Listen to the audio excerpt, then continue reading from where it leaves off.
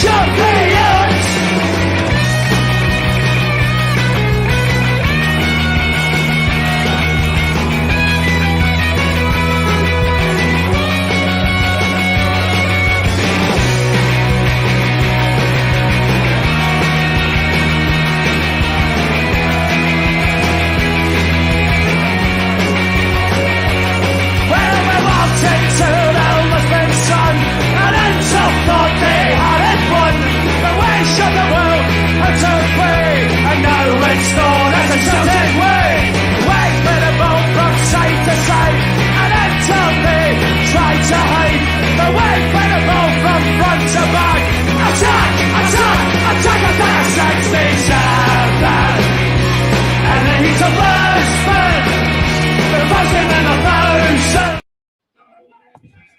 Good evening and welcome to Celtic Rumours TV, episode 152 of the Bawz and Bovril podcast.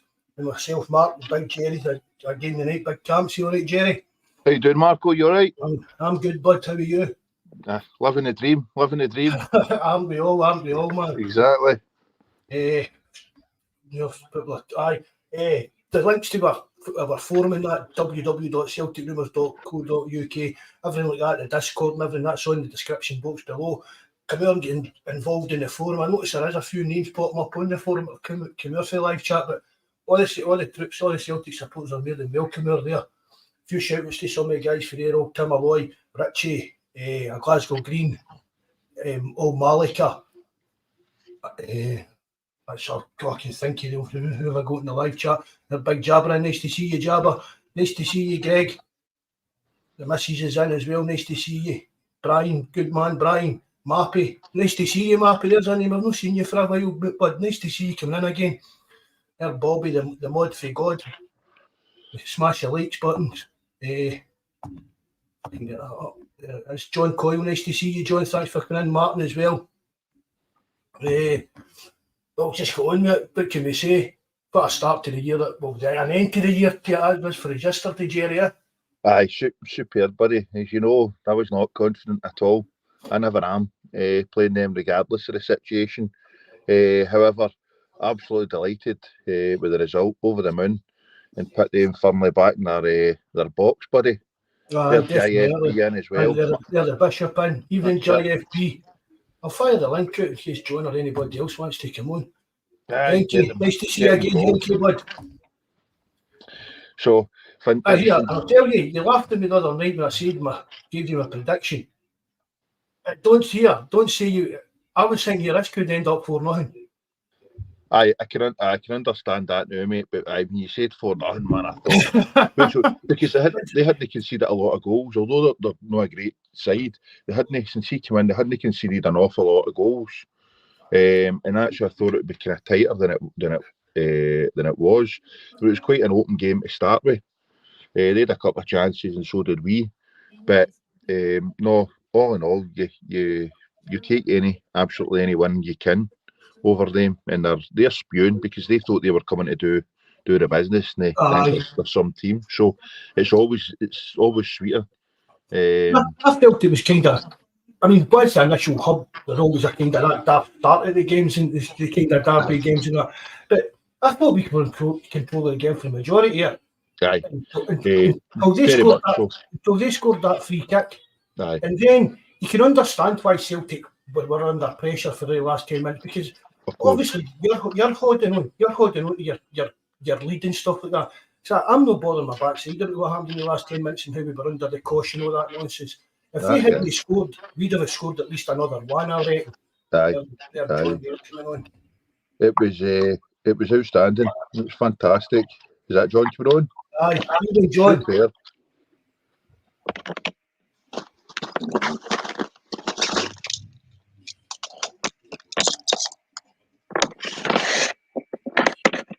He's going to the bar. Get the camera on.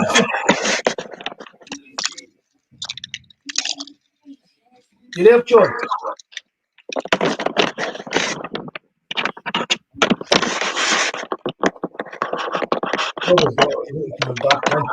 Aye. Kick him. Just try that again, John. There's Brian. I couldn't believe that. 7 goals. in a calendar year against the Huns for Kyogo. It was unreal. I mean, they had a 30, 40, 50, 60 million pound striker in Morelos, and I don't think he scored 3 goals in the umpteen years he was there. So it just shows you the weird and wonderful way it works and how their transfer valuations are out of this world. I wonder if anybody else has ever come close to that kind of record. I need to try and get Buzz to have a look at that. Even Rod, nice to see you, Rod Patel, Thomas as well, Thomas McGregor, thanks for coming in, bud. Did you see that at Mappet's 1:30 in Bangkok? And he's listening in here at 1:30 in the morning.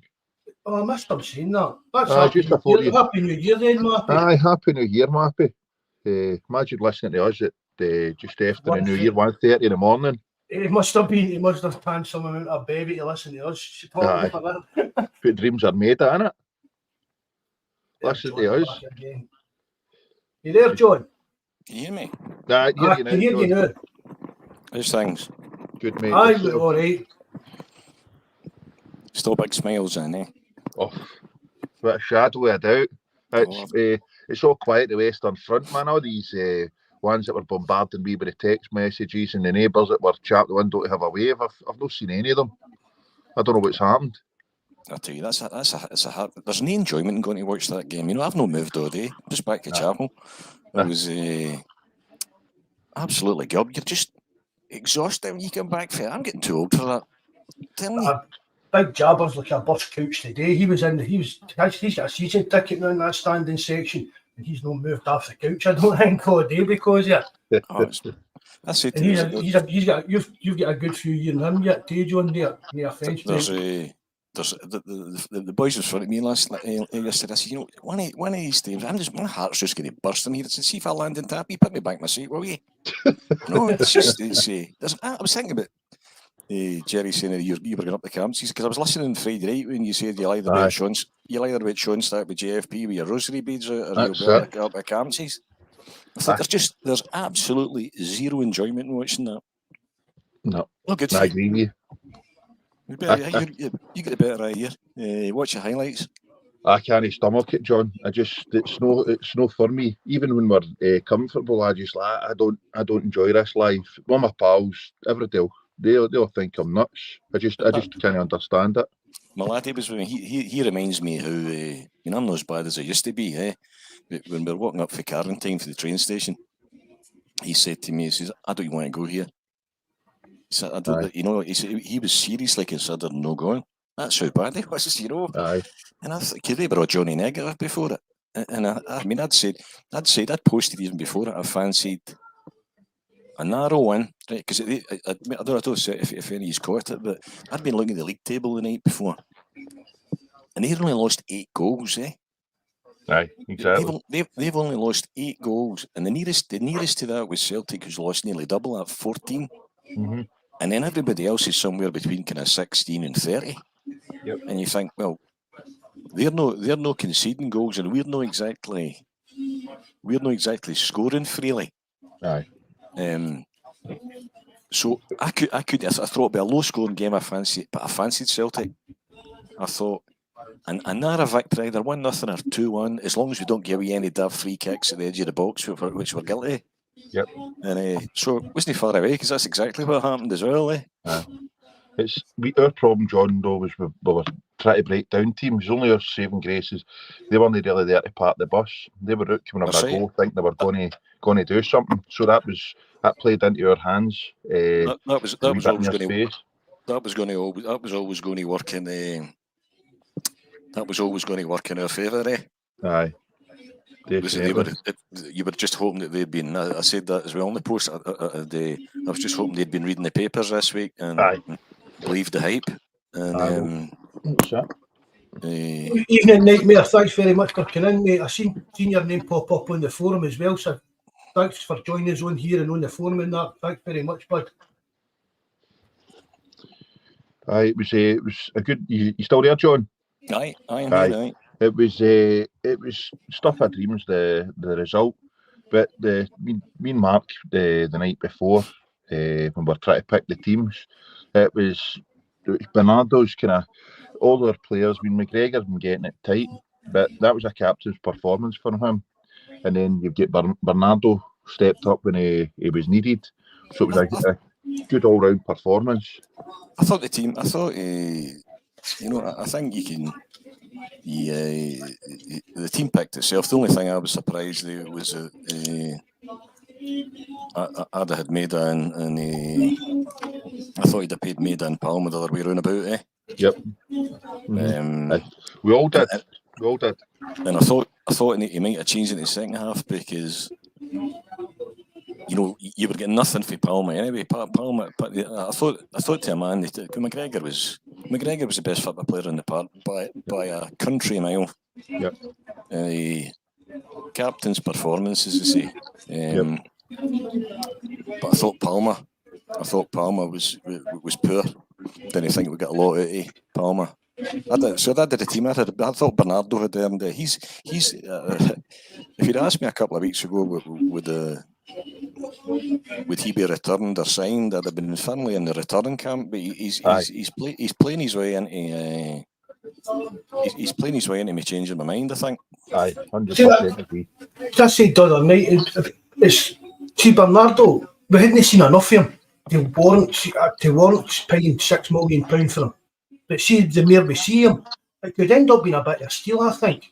I think what you're seeing there, it's probably maybe too early, but certainly if he keeps up the form in the last couple of games, you're definitely right. He could be a steal at $6 million. Mm-hmm. Rocky, I thought Rocky, the guys in the live chat are talking about Rocky as well. I mean, I thought he was solid enough when he came on. McGregor was the man of the match, absolutely bar none. But if it hadn't been for McGregor, Scales would have been my man of the match. Right. And I thought don't know if that's the first half chance I've had to see, and many's I've had to see Rocky, and I thought he never. I watched him for 90 minutes and he never put a foot wrong. Mm-hmm. Yep. Either distribution wise, couple of fantastic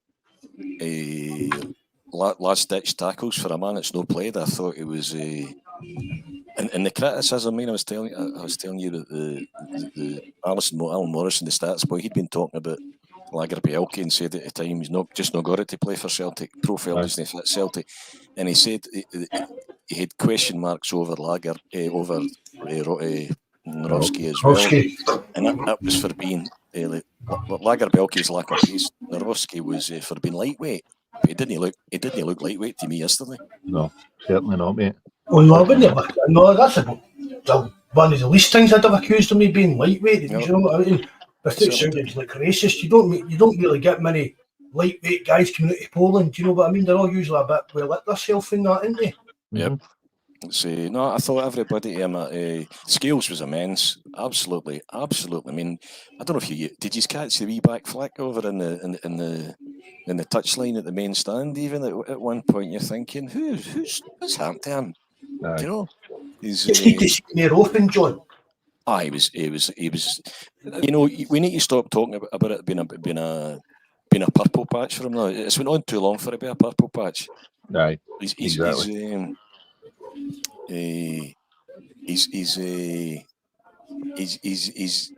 that position his own. You're almost asking. In fact, I thought it was a major blow when Welsh went off because I was quite happy. To go Cope Bridges' finest in there beside Scales as well, because if nothing else, he knows what that game's all about. Mm-hmm. And I've always quite liked Welsh. I always thought he'd a bit of dig about him. He certainly doesn't shirk a challenge. I didn't really have any fear of going with the two of them, but when he went off injured with a dislocated shoulder, and I'm thinking Nawrocki's coming on, but I needn't have feared because he was outstanding. A very good game. I mean, that's it. Me and Jerry were talking about it the other night with Welsh, and I didn't have a problem with Welsh playing either, John. And I know that a lot of Celtic fans aren't even willing basically to give the lad a chance, but when you get teams in Italy and places like that want to sign your players, you've got to maybe give them a chance to see if they can make it Celtic before we do. Even in terms, bud. Even in Flexi, terms. nice to see you, Flexi. But you've got to give them the kind of chance to before you decide whether they're good enough or not. You know what I mean? if all these doubts and all that in Italy and down in England and that don't think that Wales can do a job for them, surely we need to give him a chance to see if he can do a job for us. That's why I don't understand the three players. Obviously, there's a few posts today about rumours going about who we are, who we are looking at. And, they're talking about McKenna.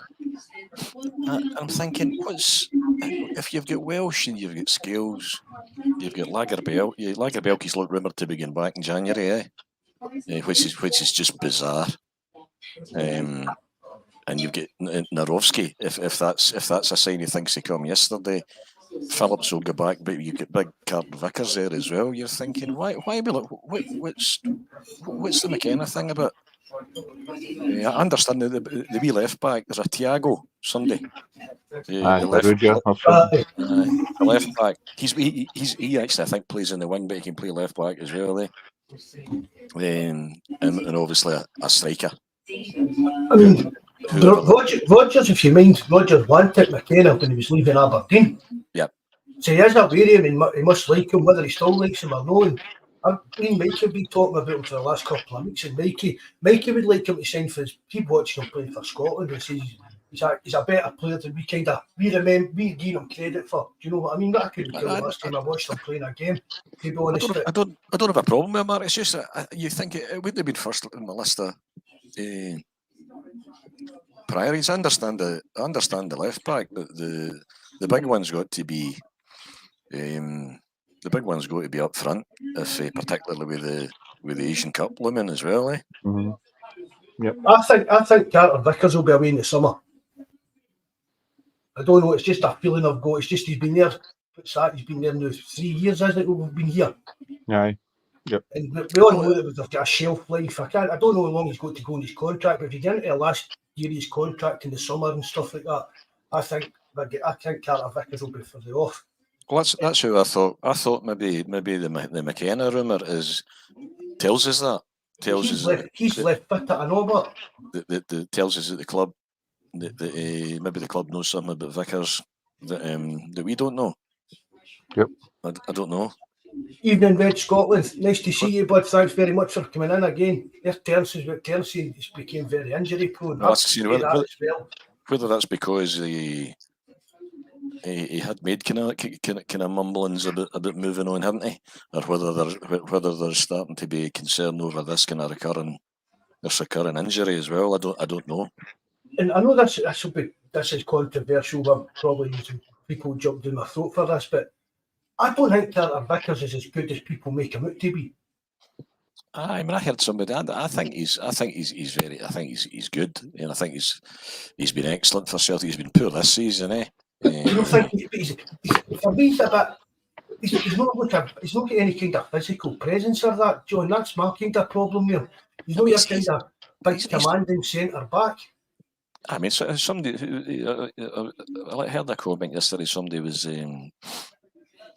comparing him to. He said he's previously he had his two best centre halves, which would have been mine. Would have been Van Dijk and Paul Elliott. Eh? And yep. He says Paul Elliott's place would now go to CCV, and I thought, no chance, absolutely no chance. No, never in a million years. He's not in the same league as Paul Elliott. Even Bobby 1962, Shell, Michelle, nice to see you, Michelle. Hope you had a nice Christmas in that. We've quite a few centre halves, I think, that were every bit as good as CCV, whether that would be Mialby or, you know, Bobo, aye, Big Volham. Yep.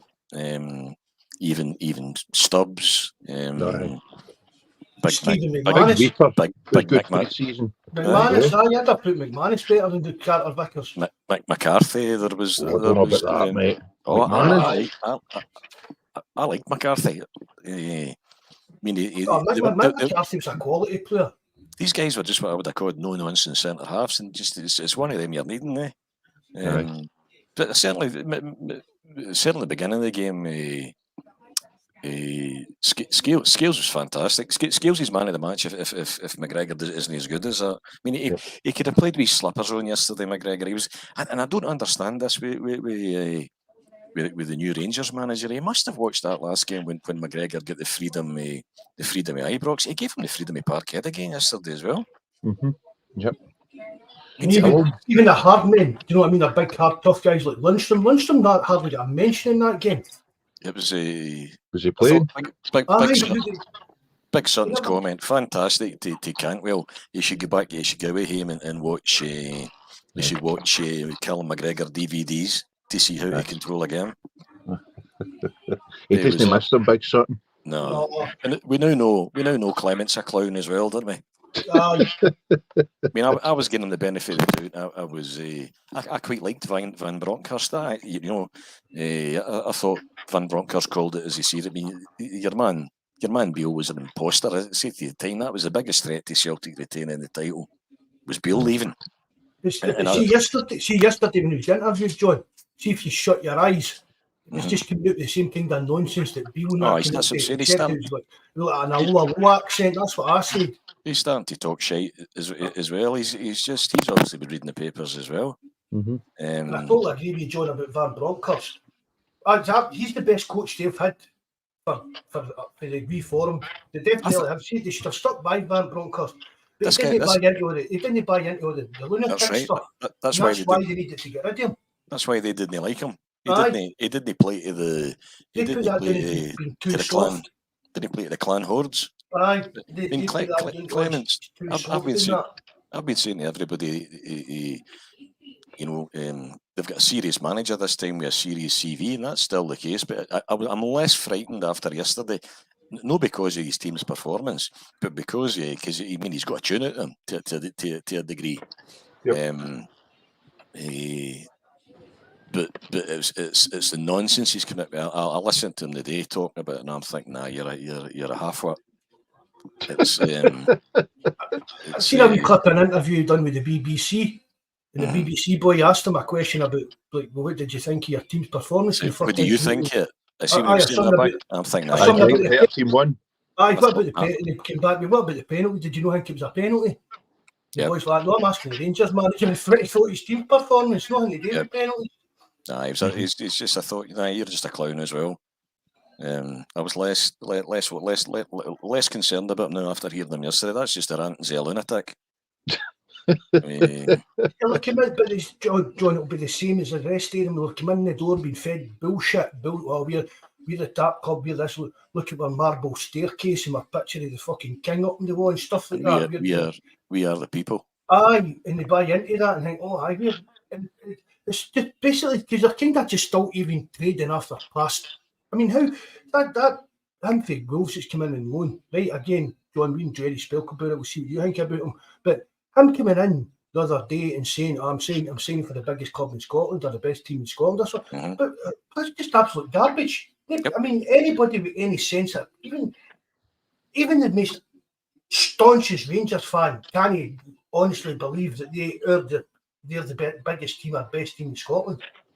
When you look at one league title to 12 or something like that. That's your man. I saw it was a good answer you gave to somebody as well, saying they had quoted Rodgers as saying that Matt Lowell had hit a blank with the January window. That was the headline, but that's no.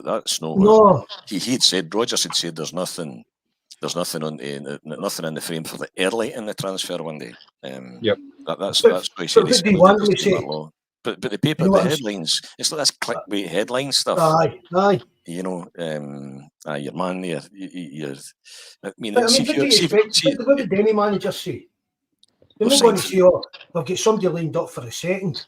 And it doesn't happen. Imagine they said they'd be here for the second. So you can understand Rodgers did batting it away. It's politics, you know what I mean? But Silva, Silva came out with that. You're thinking, man, another Todd Cantwell here, eh? Wee Budgie as well. What was his name? Joey Barton.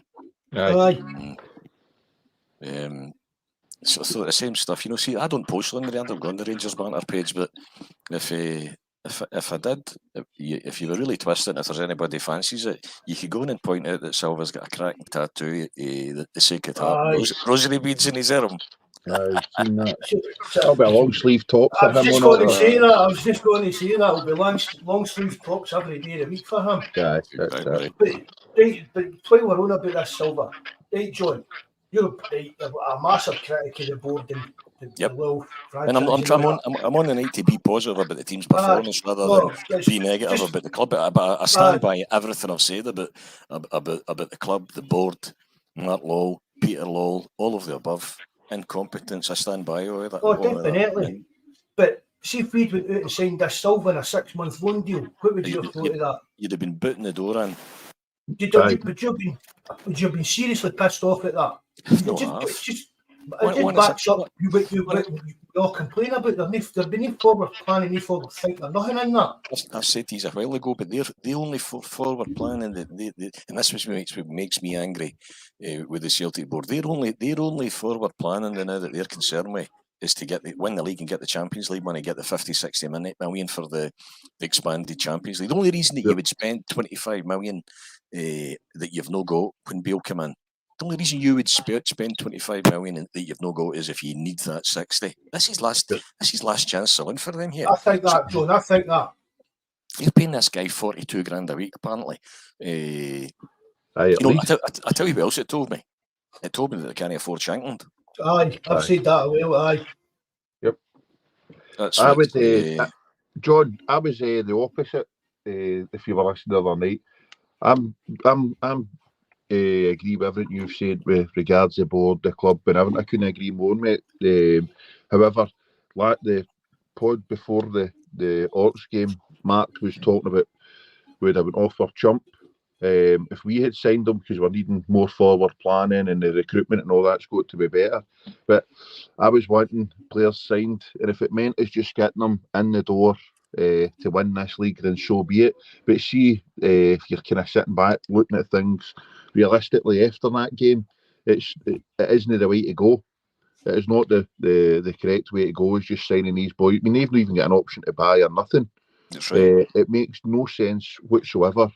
To bring somebody in, he's not kicked a ball in long and weary all this season, I don't think. I kind of his stats are Jerry's stats are. If Celtic had decided you'd have been going bonkers. No, I totally agree. I mean, everybody's talking about Shankland. You would take, if you said Silva, Shankland, what one do you want? It wouldn't take you long to make up your mind, eh? No, definitely not. Do you want the Aberdeen boy? What do you call him?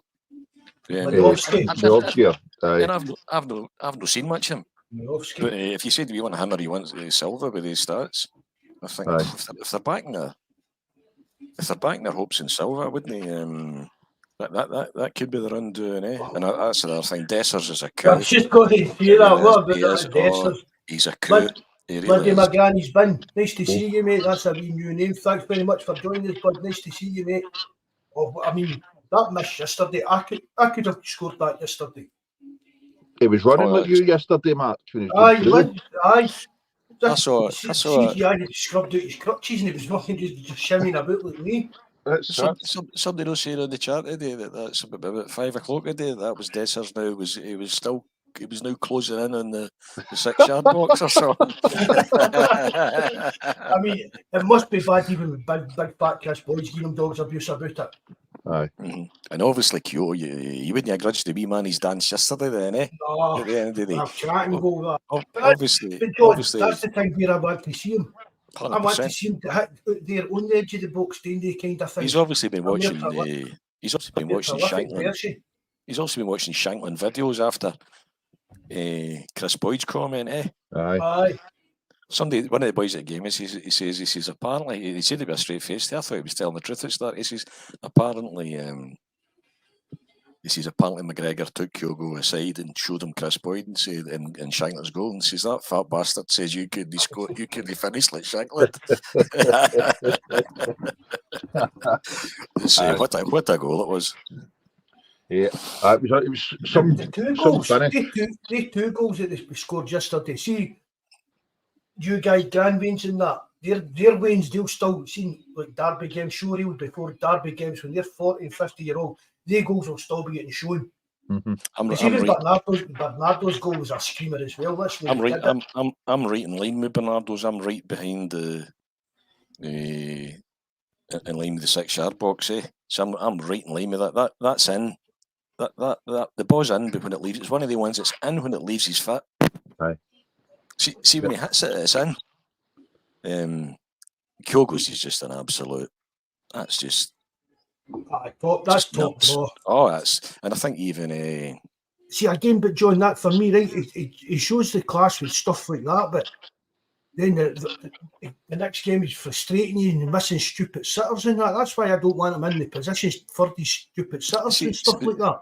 But he was scoring. He's scoring 40 goals a season. He was always missing sitters. But the problem was he was getting that many chances. He was putting 2 away as well. But he's getting starved to death.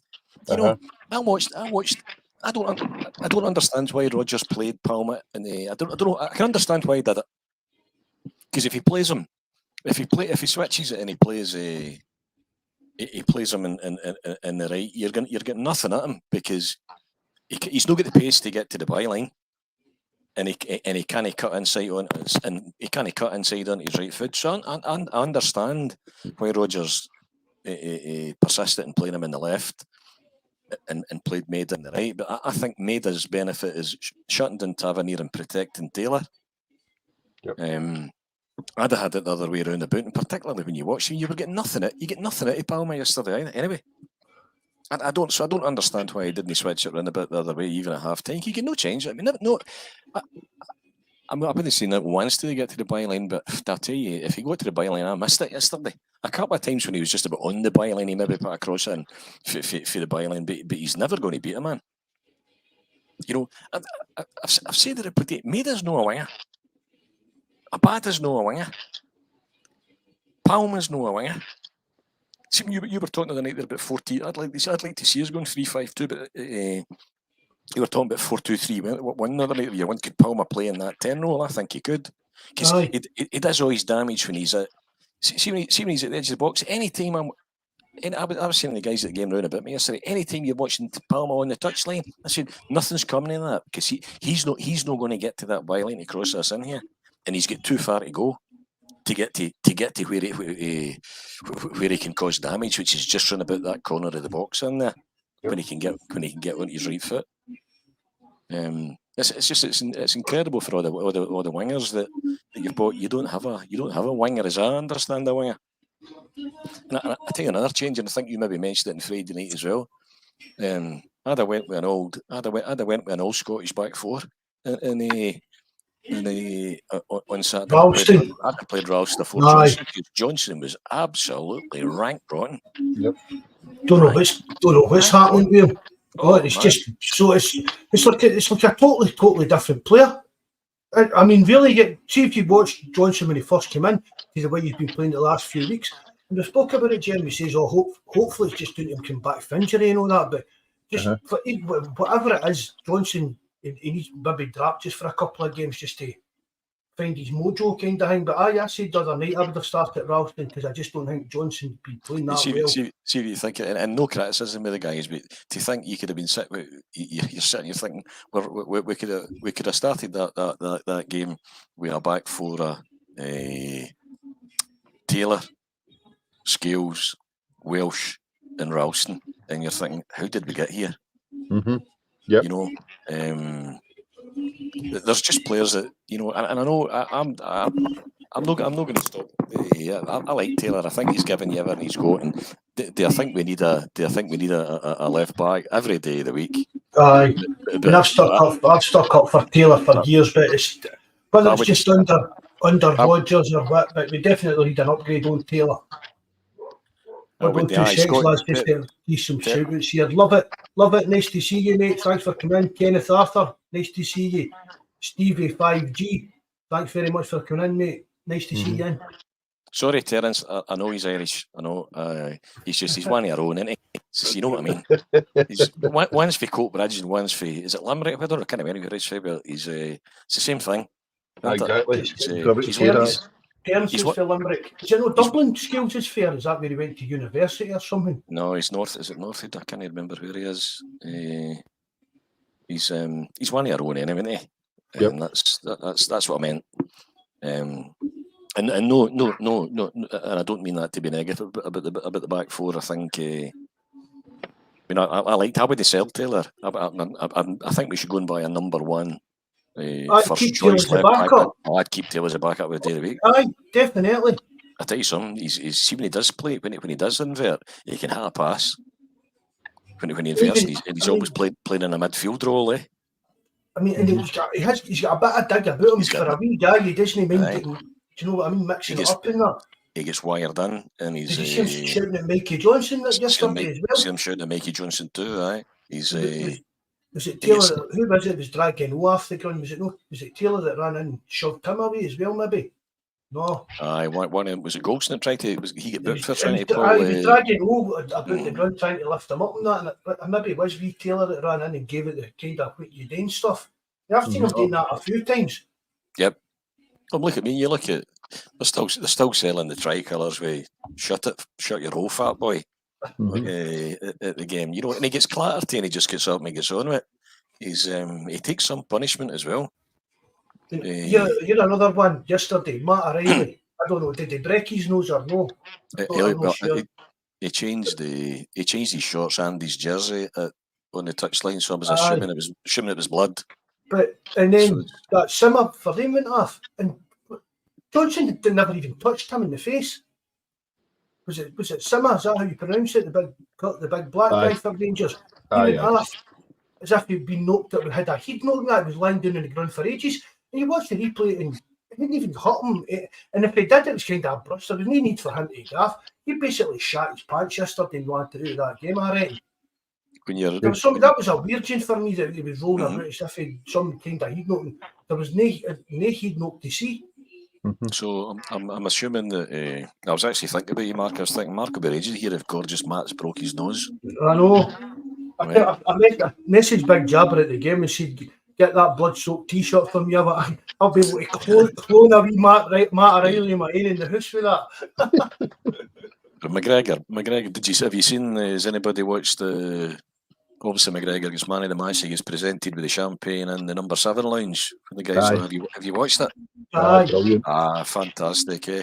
Brilliant. It's talk about Clement's 16 game unbeaten run, but had they played them day? The game. But that's the truth. Even even going back to, the start of the season, Bill's here for 56. And I've said this before I was talking to you. It's as if they all followed a script. You know what I mean? Change the name for Stevie, for Tuesday, won a league. You know what I mean? That was during that COVID thing. But Pedro Casina, Pedro's here for this, we're going to do this. Graham Murray was going to do this. Mark Warburton was going to do this.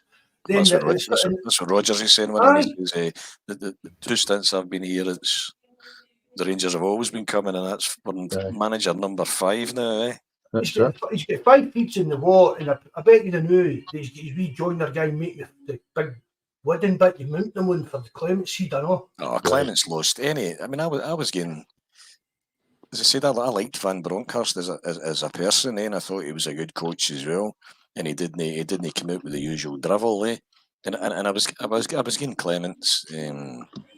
I was giving Clements the benefit they do. He said he did have a magic wand, blah blah blah. And you think, all right, you know, but he's away. That stuff about the penalty and demanding the audio. They've demanded that the audio, the VAR audio, but you can't behave yourself. Yep, they can behave. He's offside. I think Van Bronckhorst was too honest for them. I think that was the problem. He came out and said and he didn't buy into the actual nutcase element. See, if you look back at them for the reformation and that, even get back to Charlie Green going out and giving them tea and stuff like that, they just get sucked in with. No, but you know what I mean? They're us down there queuing up for tickets and he's out giving them cups of tea and that, they get mugged. If you went in there as a Rangers manager and you just jumped up and done that, right, excuse the kind of language, fuck the Feeney and so-and-so's out at Celtic Park, I'm here, we are the people, FTP. It'd be the best thing for Slice Pay. They wouldn't even care if they were getting pumped every week as long as he was coming out to shite like that. That's what they buy into. That's why Van Bronckhorst was, look, if they'd stuck with him, they'd be closer to Celtic than they are now, with players and everything. Because they've not got much. If they gave Van Bronckhorst the money that they gave Beale in the summer, they'd be a lot further forward than there was a football team. Here's Red Scotland says somebody sounds like Bobby the Barman. Who is it? Is it me or is it one of you two? It's you, John. 100%. Bobby the Barman. Oh, see, now you say that. Ah. That's a belter, isn't it?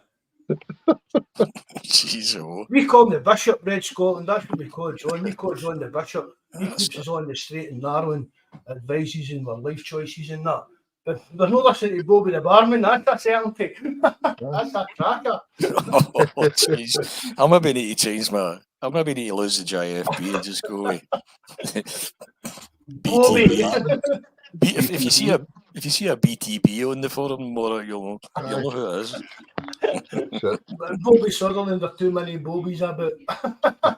Are there other people saying that? I know wee Henky's saying that. I hadn't know. Neither did I. I didn't notice that, but I knew you say it, John. Aye.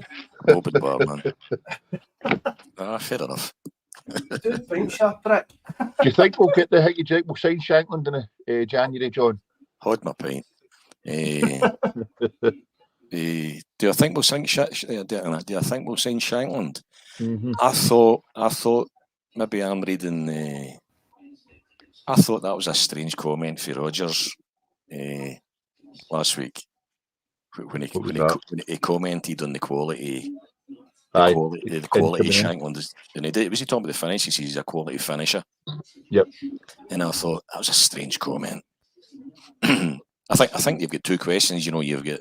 I said I was listening to you guys there I was in Coatbridge and Friday night. And I was listening. We were talking about the Shankland thing, and I'd said I would sign Shankland every day of the week. Yeah.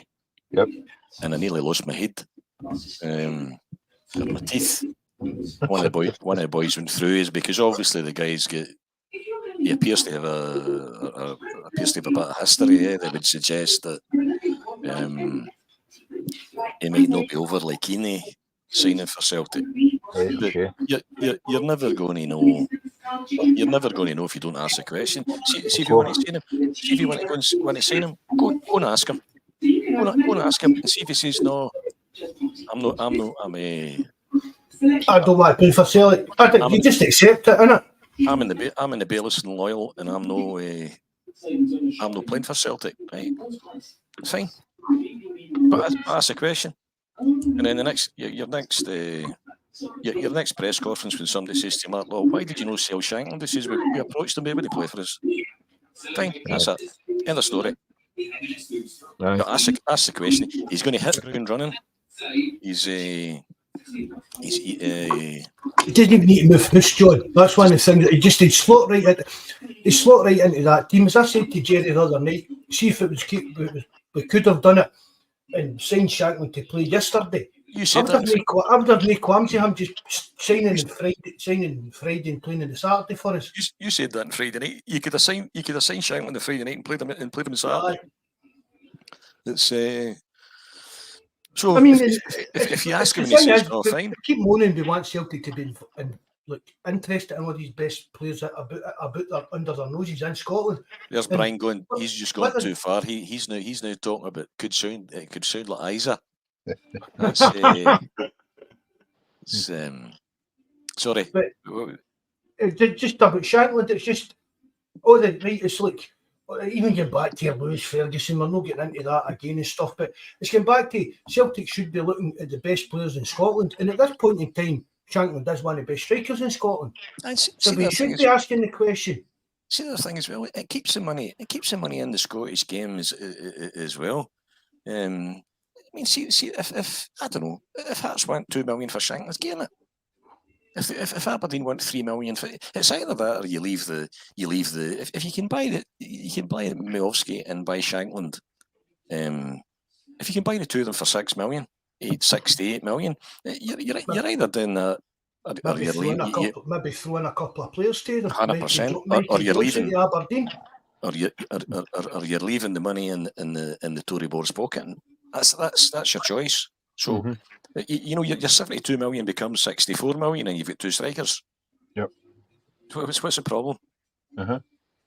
I I don't mean, I wouldn't even drive that Johnson up to Aberdeen if they were interested. Or No, even just that's the kind of thing. If you're in for them, offer them a player or two, but there's surplus to requirements. I mean, I saw somebody posting it. I don't think we need to spend in the January transfer window. You're thinking, what? You're kidding me on, man. You can't say we still need to. Really, do you really honestly think we need to spend? Right, apart from this Asian Cup, right, where we're going to maybe be missing a striker, but do we really need to sign anybody to win us this league? I don't think you can take. You can't. I mean, I think there's a player I know, right? But in the now, at the present moment in time, he doesn't appear to be able to hit the coo and arse with a stick, right? Kyogo's looks as if he's that's a couple he said. We know how good Kyogo is. I don't see any reason why you can't have a third or even a second choice striker. No, my gut feeling is with 50, 60 million a prize for automatic qualification in an expanded Champions League, can he take a risk here? You just if winning the league, gaining access to that expanded Champions League. Why would you know and you're sitting with 72 million in the bank? Why would you know go and give Hearts and Aberdeen 6 million plus a couple? Why would you know? Why would you know? I know, I do understand what you're saying, but it's just, see, there's a guy on the forum and he's like that. Oh, we need to get a goalkeeper in January, a midfielder, a winger. And I'm like, for me, we don't need that kind of level of investment in January. I'd love it to do that, but in the longer term. Do you know what I mean? If we're buying players for next season, but for just to win this league, we don't really need to buy that much in January. You're right, Terence, here. I'm good, bud. I'm good. How are you all, gents? Thanks very much for coming on, Terence. Nice to see you, bud. WPM, I'll be off the screen there. WPM 92969. Thanks for coming in, mate. Nice to see you. See, I agree with you. I think you can limp through to the end of the season. Goalkeepers are hard to come by, yeah. I think you can limp through to the end of the season, no problem with Joe Hart. Everybody was a few people here commenting, questioning his position at the free kick. So I'm right behind that post. That's an excellent free kick. Joe, he could potentially have been a bit nearer his post, but I mean nobody's saving that. Many times you've been done with it back, Joe. I know, but nobody's mentioned the two saves that keeps you in the game in the first half. No, I would have said that. Lee Griffiths done twice with Hampden. Many times the Tavernier done him with it. But his two first world class saves in the first half that keeps you in the game, or the game's dead. Yep. I don't think you've got other options at left back as well. Even if that means just changing system and going to a 3-5-2. Ralston went the other week. That tells you what Rodgers thinks of Bernabei. I think the other week Ralston went to left back. Aye. So you've got options. I would never do it because Scales has been immense. But when people are saying you could play Scales at left back, why would you take it? But it's currently at the moment your best centre half and player. Is he not meant to be rolling at left back? Yeah, he's more comfortable at centre back than he is left back. Like, you know what I mean? That's his left side of the defence. Like, why change something? Why fix something that isn't broken? That's right. Why would you move him, Terence? He wouldn't, but he's been, as you just said, John, he's been the best centre back this season that Celtic have had. By a mile. Yeah, by a long way. And then if someone said to put Carter Vickers at right back, everyone would go, that's madness. But people think, you should stick Scales at left back because he's left-footed. It doesn't make any sense. Because he's played there. But it's come back, but see, like things like that, it's like Hatati. If you look at Hatati on like all these stats, like, see back in Japan, and he done it with us. Did he not play right back? Was it right back or left back in his very first game for Hatati played? Aye. Right back. And I think it's one of these things is because people look on these sites and see, he can play that position or that position. He's maybe only played that position in a few games to cover injuries, and maybe he's got past that. He's maybe not great at that position, and that's how people come to these kind of conclusions. The point is, I think you've got options. You've got options to cover at left back. You've got Joe Hart's not going to cost you the league, right? So you can let to the summertime be with Joe Hart, and I think people talk about wingers as well. I agree. I don't think you've got a winger at the club, but I certainly think you need to go get a striker, particularly with the agent. And you're saying there to win the league for.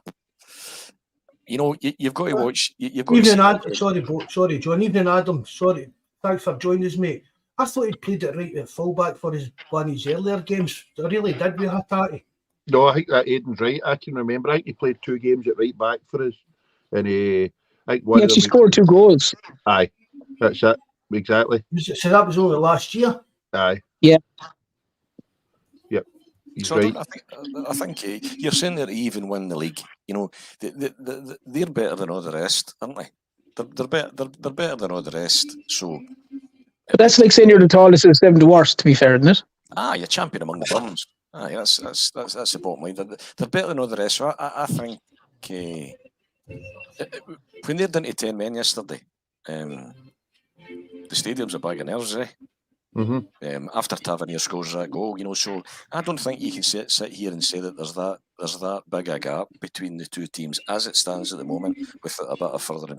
We think your better players back, Abada, Hattati, and a bit of investment.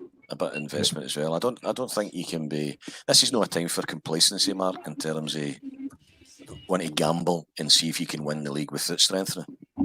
But there have to be guys that can come straight in as well, though, John. That's the biggest thing.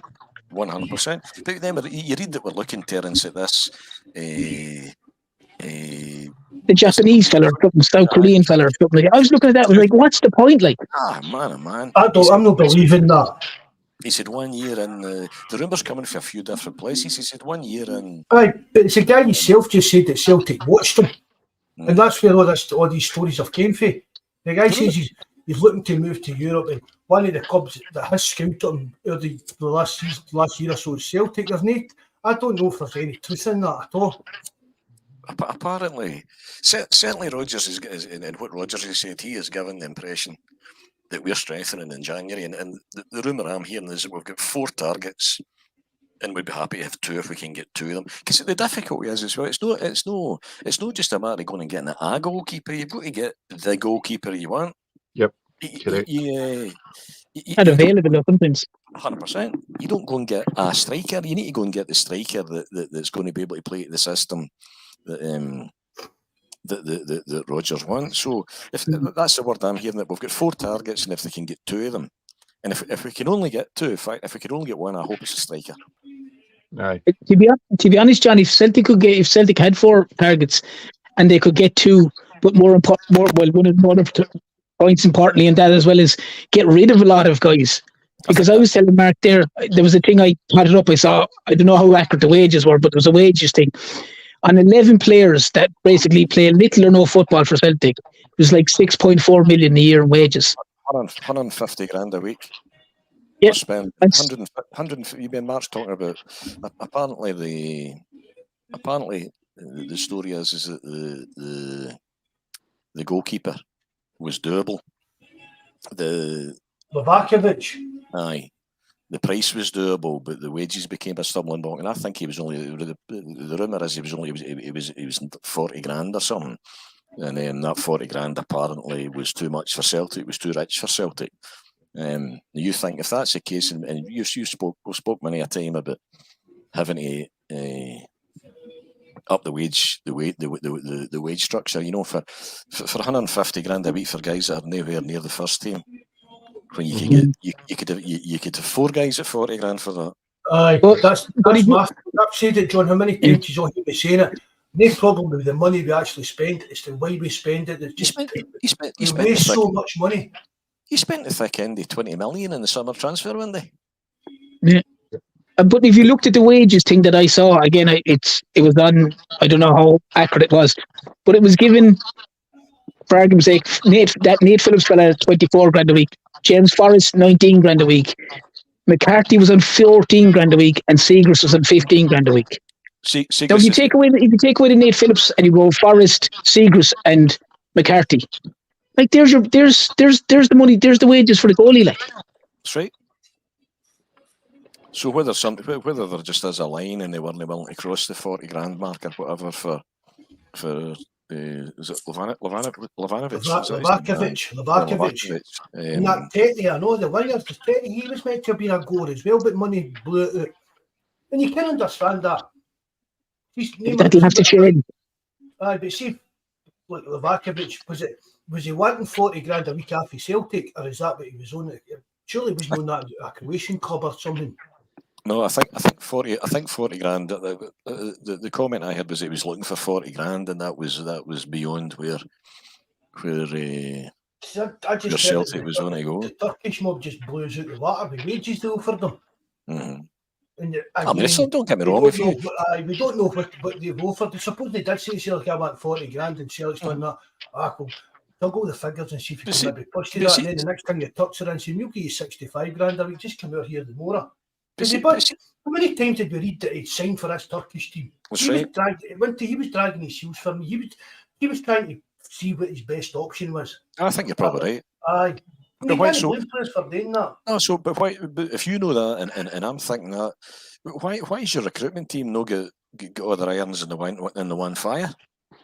But why have they not identified 2 or 3 goalkeepers and saying if he's going to work his ticket here, we've got his blood. That's exactly it. They should have pulled the plug on him and went somewhere else. That's the bottom line. You can't jeopardise your season or jeopardise your exploits in the Champions League, which we did because you can't get 4 players across the line. That's to me. I'd take Angus Gunn. I'll be honest here, Bobby saying Kelleher. Just for actual experience, I'd rather take Angus Gunn than Kelleher. I mean, it all goes back to that. I'm not going there the night with the summer transfer window. We've done it to death. We all know where we stand. But Celtic's a very well run business, but they're not a very well run football club. No, you've hit the nail on the head with that. Well, you have a 33-man squad. Apparently, a 33-man squad. I think it is, or something like that. And if you went through and looked at the list of players, you could comfortably cut 8 or 9 players off that, which have no bearing on the squad except reducing the squad size because they don't play any minutes of football, and all we have to do is take a wage out of the club. And that money could surely be transferred into someone else and a better player coming in, giving them a good wage, and all of a sudden you might have your squad up to 26 or 27 players rather than this 33 where it's a waste of time with 10 players in it at least. Even getting the players we've got higher wages to the likes of Matt O'Reilly, do you know what I mean? Offer them a higher wage so that come the summer, I'd want to stay and have another crack at the Champions League and stuff like that. Well, 100%, Mark, but that's what I'm saying. Just spend the money wiser. I said James McCarthy on 14 grand a week, if that's what he's on, and Seagra's on 15 grand a week. There's 29,000 going for players who are playing as much football as I'm playing for Celtic. Do you know? 15 grand a week. You're making more than them, I know I'm on more. I know I'm on more than that. But I'm saying if I was playing for Celtic, I might have to reduce my wage to that. Like, you take a bit of a drop. I just feel like they said they spent 20 million. How effectively was it spent? But you're looking at it and you're hearing comments made by the chairman at the AGM that we're holding tight to the 72 million in case we don't. In case we don't get Champions League football. Well, what that means is in case we don't win the league this year. That's what that means. Yeah. So in case we don't win the league this year, you think, no, you've jeopardised winning the league this year because you've kept the 72 million. I see the line. I see at the time. It's what the clan's doing is speculation. It's in speculation when you've not got the money. It's investment when you have got it. It's incompetence. I mean, Chief Rangers had finished their financial year with £72 million in the bank. They'd have spent 50. No, they'd have spent 80 million. They'd have spent 80. Probably. Do you know what I mean? That's the difference. And suppose we've got 72 million in the bank. Aye, brilliant. But you know they're just us as fans, but you know they're 52 million in the bank and some better players on that pitch. So I'm saying, it'll take your 70. Would you? If your hands in the purse strings now, do you keep your 72 million in the bank, or do you go and buy Shankland and Mavoski and have 66 million in the bank. Oh, okay, no. Celtic's apparently one of the most cash-rich clubs in Europe. As I said, you're a well-run business, but you're not a well-run football club. There will not be one single pub team down in England sitting with £72 million in the bank. Even Man United won't have £72 sitting in the bank. Man City, I mean. Yeah. Do you know what? But the crazy thing about it, Mark, as well, is it's like John is saying there. Like if you were sitting in the Celtic board and you said, take away buying a player, and you said, right, if you have to spend 6 million to make 40 million, if you spend the 6 million, you're potentially going to make 40 million. That's surely a no-brainer, like. Yep. You know, see, if I'm sitting here, then if I was fortunate enough to have 72 million in the bank, and I know that there's 50 million coming in the summertime, and you're saying, give me 6 million to go and buy Mosky and Shank, I say, no problem. And I'll give you back 50. And I'll give you back 50. It's a no-brainer. It's a no-brainer. It's a 44 million turnover, like profit, like, and they're dragging their heels about it, like. That's what happens when you put risk-averse accountants and lawyers in charge of a club. Red Scotland saying the board have compromised their chances, and they've also they cost us a decent Champions League campaign. Bobby the barman agrees. Red Scotland. Bobby the barman agrees. You're not going to live that, Bishop, mate. You're not going to live that down. But it's right. It's as you said, though, Johnny. If you look at all the players that they brought in, every second one was basically, as they deemed as terminology, a project player.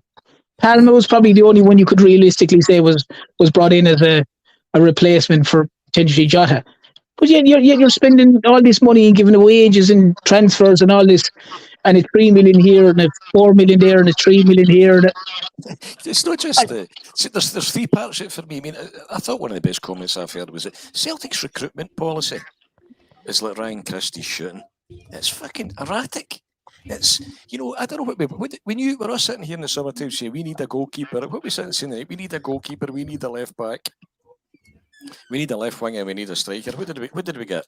3 midfielders, 3 wingers, no left back, no goalkeeper, no striker. You're thinking, what's so? There's that, and then the fact that you and I think these guys that do the data and do the profiles, which is effectively how they generate. I'm led to understand that you have a database of players that are available. They don't even fit the profile to allow you to. They use what's the word I'm looking for? Algorithm. No, one of the things they use to measure a metric. One of the metrics they use is I think it's coherence. It's like the ability for that player to play to your system. Hence why they've said that, because when I had said that there was serious question marks over Lagerbilty months ago, and I get slaughtered for it. They're saying, but he's just won the best young player in Sweden. I thought, aye, but the question marks over his ability to play a high line where you need pace. If he was playing in a defensive team, he would have been. So that coherence as well. So we don't. Not only is recruitment being erratic in terms of the positions you've filled, the positions you've not filled, but you've not even bought the players to allow you to change the system you're playing. You can't. 4-3-3 is not working because you've not got wingers, and we can't go to 3-5-2 because you've not got wing backs. It's just, you look at Rodgers. I think Rodgers has done, and he's got to carry some of the can for some of the decisions that's been made in recent weeks. But man, he's not had a lot to play with either. But do you think as well, though? I'm just curious here. What you're saying is bang on. But do you think that, for argument's sake, that Lagerbilty is maybe a third choice on the list? Like Celtic seem to have this mantra that it's between 2-3 million and no more than 6 million. They don't seem to buy. So if the fella who they think might can play that system is 8 million, and there's another fella maybe 7 million, and they go, well, buy Lagerbilty's 3 million or 3.5 million, he can kind of play the system. Do you think there's a policy there that they seem to be going for that level rather than going for whoever the top guy is, assuming wages and everything wouldn't be an issue? One of the things I did see right enough was the success rate. I can't mind what the success rate is across the board whether it's 30% or 25% or something in terms of recruitment. But in that, I think you and I had this conversation before, Taz, in the £1 to £3 million bracket, it's almost negligible. You could put Matt in there. But all the success was in the kind of £6-8 million bracket, was where you really made your return. Yeah, so that's why I was worried. Are Celtic picking the third choice guy rather than the second or first choice because of the cost that they may be? Who knows? Is there a potential in that, like? But there must be. That's what I've said in terms of like who's picking these, who actually pulls the trigger on who we choose. I mean, when you look back, right, without getting into who signed who and stuff like that, right, you can look back for Ange came in. There's been a lot of great signs, been some good signs. There have been a few shiters, I know, even under Ange. Do you know what I mean? Let's not be kidding. But supposing it is wee baby Lil that's putting all this stuff together. Surely he's got an option and he's saying, I would like to think that Rodgers is involved in this kind of decision making, but right, we've got this guy, he's going to cost us £8 million, but he'll dynamite, he'll hit the ground running, look at his stats, look at this. He's going to cost us 25-30 grand a week and £8 million in a fee, but if everyone points to us making money off him in 2 years, we'll get this guy at £4 million. It's a bit of a risk, but he's a decent enough player. He'll do his job in Scotland, maybe no set the feather elite in the Champions League. We'll get this guy, pure project, we don't know how he's going to turn out, but he's only £500,000, £1.5 million, and he's only on £8 grand a week. He could be good, he could be shite, we don't know. So who do you know what I mean? I'd like to think that's the kind of I mean, that's basically putting that into basic kind of factors, but I'd like to think it's that kind of decision making. So who actually decides who it is that we go for? Well, who is the football brain here? Where's the because it's certainly no having read Mark Law's CV, it's certainly no him. And if it is him, it would explain the document we were in with a 32-man squad, erratic signing policies like Brian The scouting team, that's what I'm saying, John, but the scouting team what is that? Hasn't changed. But what is that? Well, it's the same scouting team that funds. You can't tell me that Ange came in and said, right, give me that Jota for the Benfica reserves, give me that Jota for the Benfica reserves, that Carter Vickers that plays with Spurs, get me him. Matt O'Reilly, that wee guy that walked out to Fulham and away to play for him. There's no way in the world that Ange or anybody got any clue they players before they were brought to Celtic. So if you want to say that the football department is failing, you've got to still say that they're succeeding as well, because we're still winning. We're still making money off the players. It's the same as I said, and I keep saying this. I don't think the majority of the signings being made in the summer, I think no matter who was the manager, would have still been made. I do, whether it was Ange, whether it was Rodgers, or whether it was me or you. I think they were coming in. But I think they would have still wanted. I think Rodgers was still looking for the 3 or 4 quality players on top of that, and for whatever reason, that's what's not happened. But who's saying that they're good enough to come across and play with us? I know there's a recruitment team, but then who's to get the final to say? That's my point. But Jerry, that's what I'm saying. I don't know who actually is making the final decisions on who we actually pull the trigger on and sign. I must sound like a broken record on here, because I'm like you, JFP. I think the recruitment side and all the rest of it. I know Mark's saying we've got these successes, but at the same time, we've got all these so-called projects coming in and players coming in that you've no idea A, where they've came from, and B, who's got the final say to then take it to Rodgers or whoever was coming in. We're signing this one. This is what you're getting. You'll need to work with him. I don't think it's good enough. Well, I'm not saying it's good enough. No way am I saying it's good enough. But what I must say, Jerry, is that the recruitment has got a lot of things right as well. Well, there's no denying that. But see,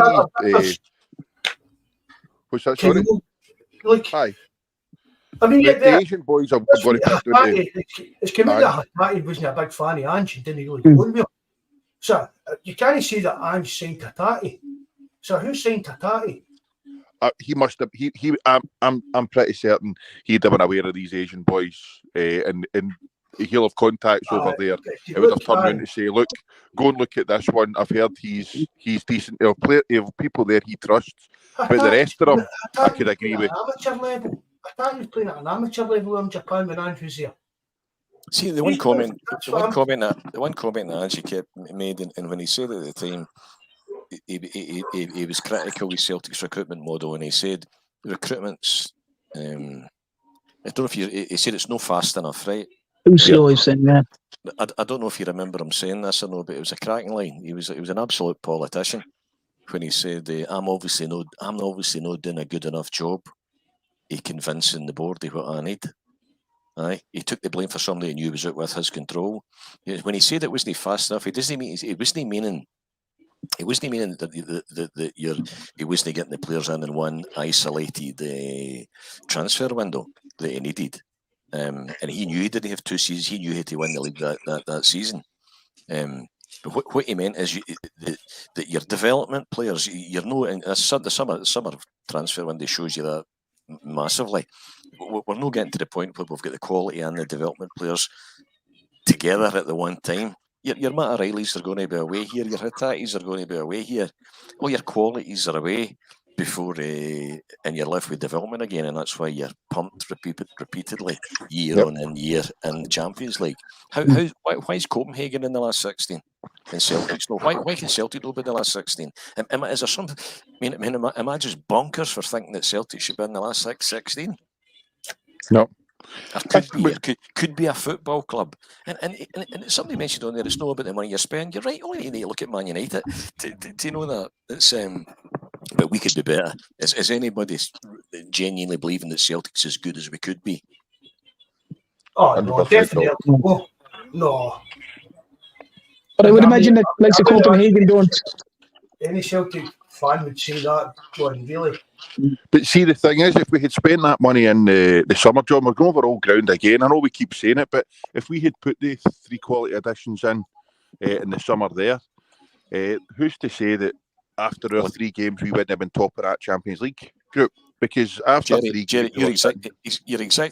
You buy the 4 players that we all know we needed, the 4 bits of quality that we knew we needed the summer transfer window. There's every reason you could have qualified for the last 16, or as a minimum dropped into the Europa League. Yeah, and you get neither. You get 4 points, and 3 of them were in a dead rubber.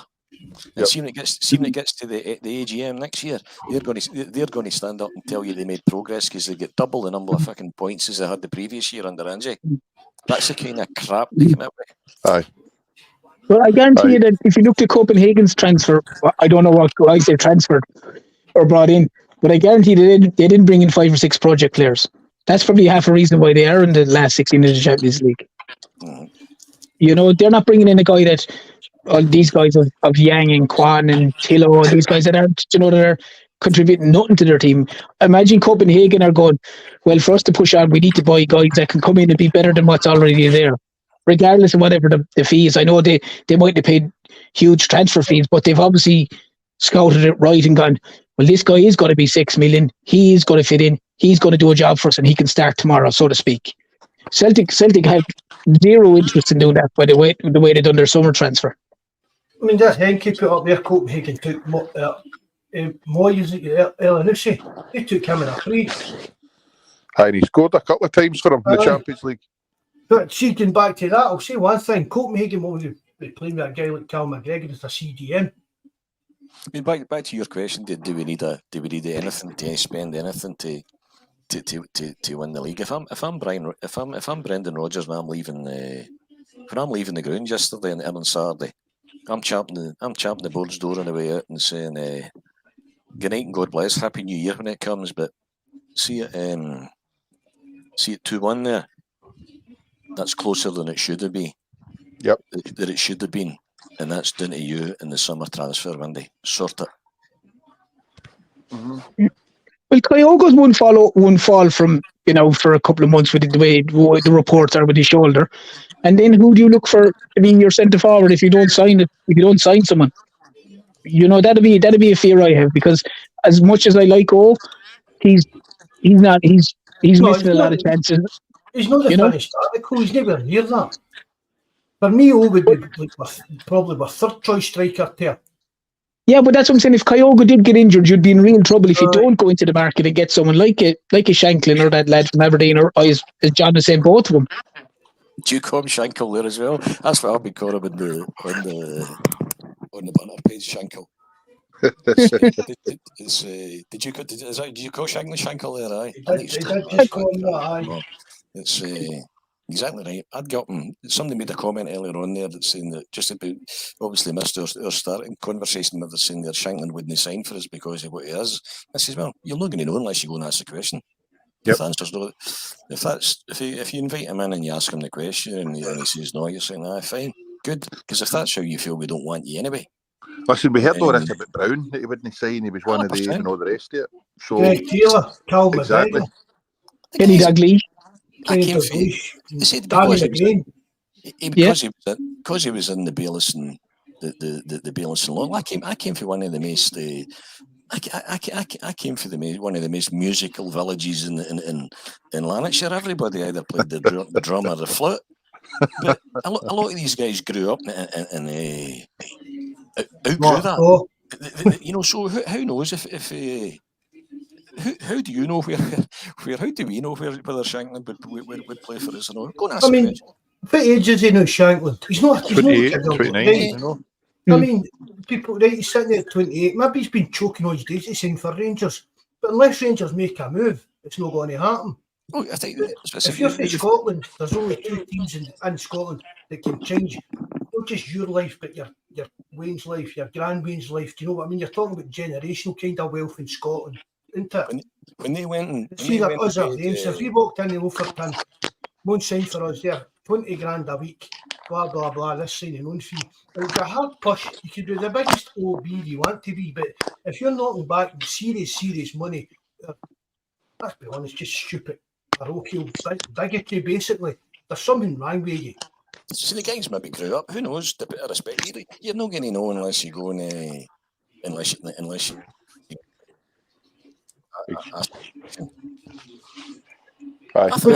We'd all be single if nobody asked the question.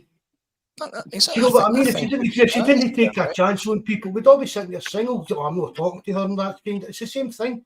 You just said, John, unless you got there and say you're interested in signing for Celtic, it's not worth the hassle even for my family and stuff like that, forever. Do you know what I mean? But fine, fair dues, that's it. We asked you, and that's that game there. What I said to you earlier on as well, as soon as they go and do the deal for Silva, and whose stats don't exactly look as if he's setting the header on fire and paying 42 grand a week for 6 months. That just told me they can't afford Shanklin. No, I said that right away as well. They cannot come out with this, he's only 80 grand a week and the Rangers are paying weight. That's nonsense. I don't know why they're paying anything like that, whether he's on that or rules or no. But I said that right away, John, as well. I said it to you, Terence, didn't I? At least that we know they can't sign Shanklin, they can't afford that. Or anybody, because they've still got that Dessers and that Lammers and all the other diddies that they signed in the summer. And nobody's going to come in and pay serious money for them. I mean, Mikey was telling me they paid £5 or £6 million for one, as he meant to be. I'm nearly sure it's that Lammers fella that Mark was saying that to you the other night. I'm nearly sure it's him. I mean, who's going to come in and offer anything back, even anywhere near that money for him? No, I think Celtic. That was an excellent result. Excellent result against them. But we should even be able to see them in a rear view mirror. It's closer at 2-1 there against 10 men. It's closer than than it should ever have been in God's earth. And that's, as I said, if I'm Rodgers, I'm telling the board that in the way that door. But the league is only still on because we left them in it. That's what I'm just going to say. That Terence. That's it. Just saying the league is still alive, John, because I said we let them back in it.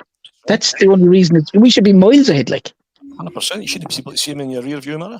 You know, it's actually it was the best result at 2-1 because 2-1 and backs to the wall for the last 10 minutes because it just demonstrates exactly what lets Rodgers say. There's your 3 points.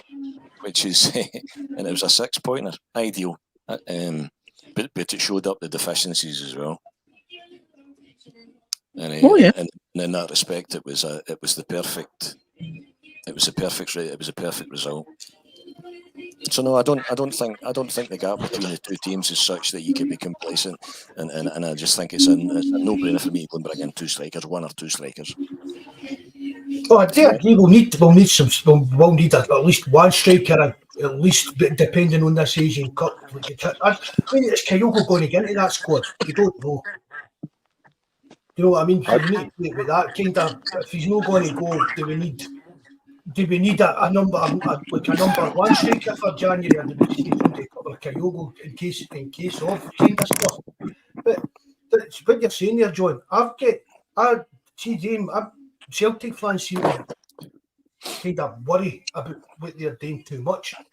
I was 100,000,000% confident we would beat them yesterday, because they've had 2 manager bounces this season. For even Beale with big spending spree. I know he did the last few months of last season, but he did this big hype in this in the summer. The bounce off him with all his new players and that, and then he get the bullet.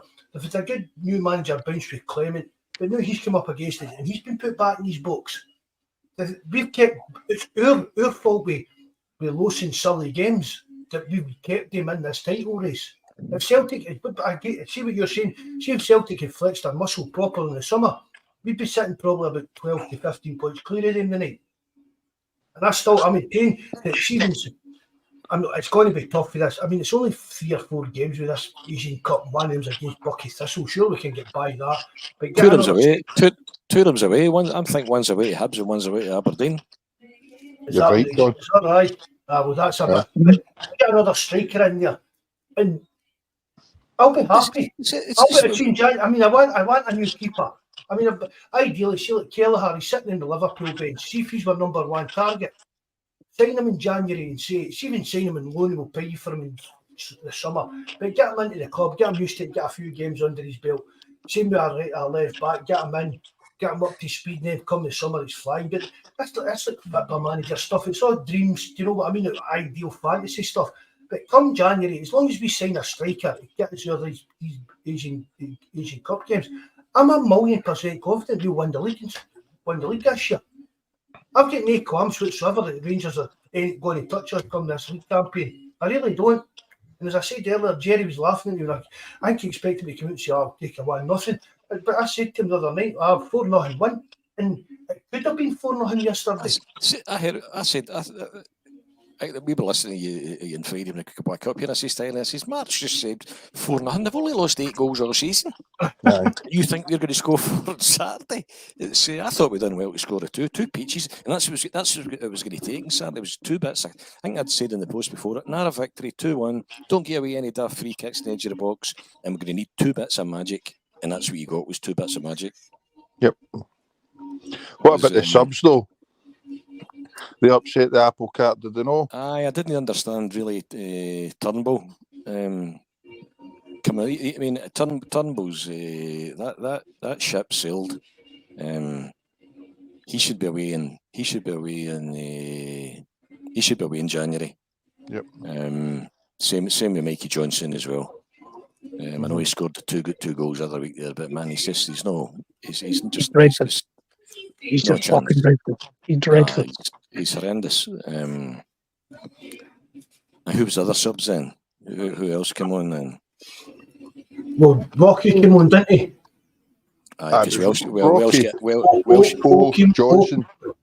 Welsh dislocated his shoulder, and the Rocky came on, and he was excellent. He was a bit of a revelation, because I was gonna. Abada came on as well, didn't he? Abada, aye. Abada done nothing, absolutely nothing.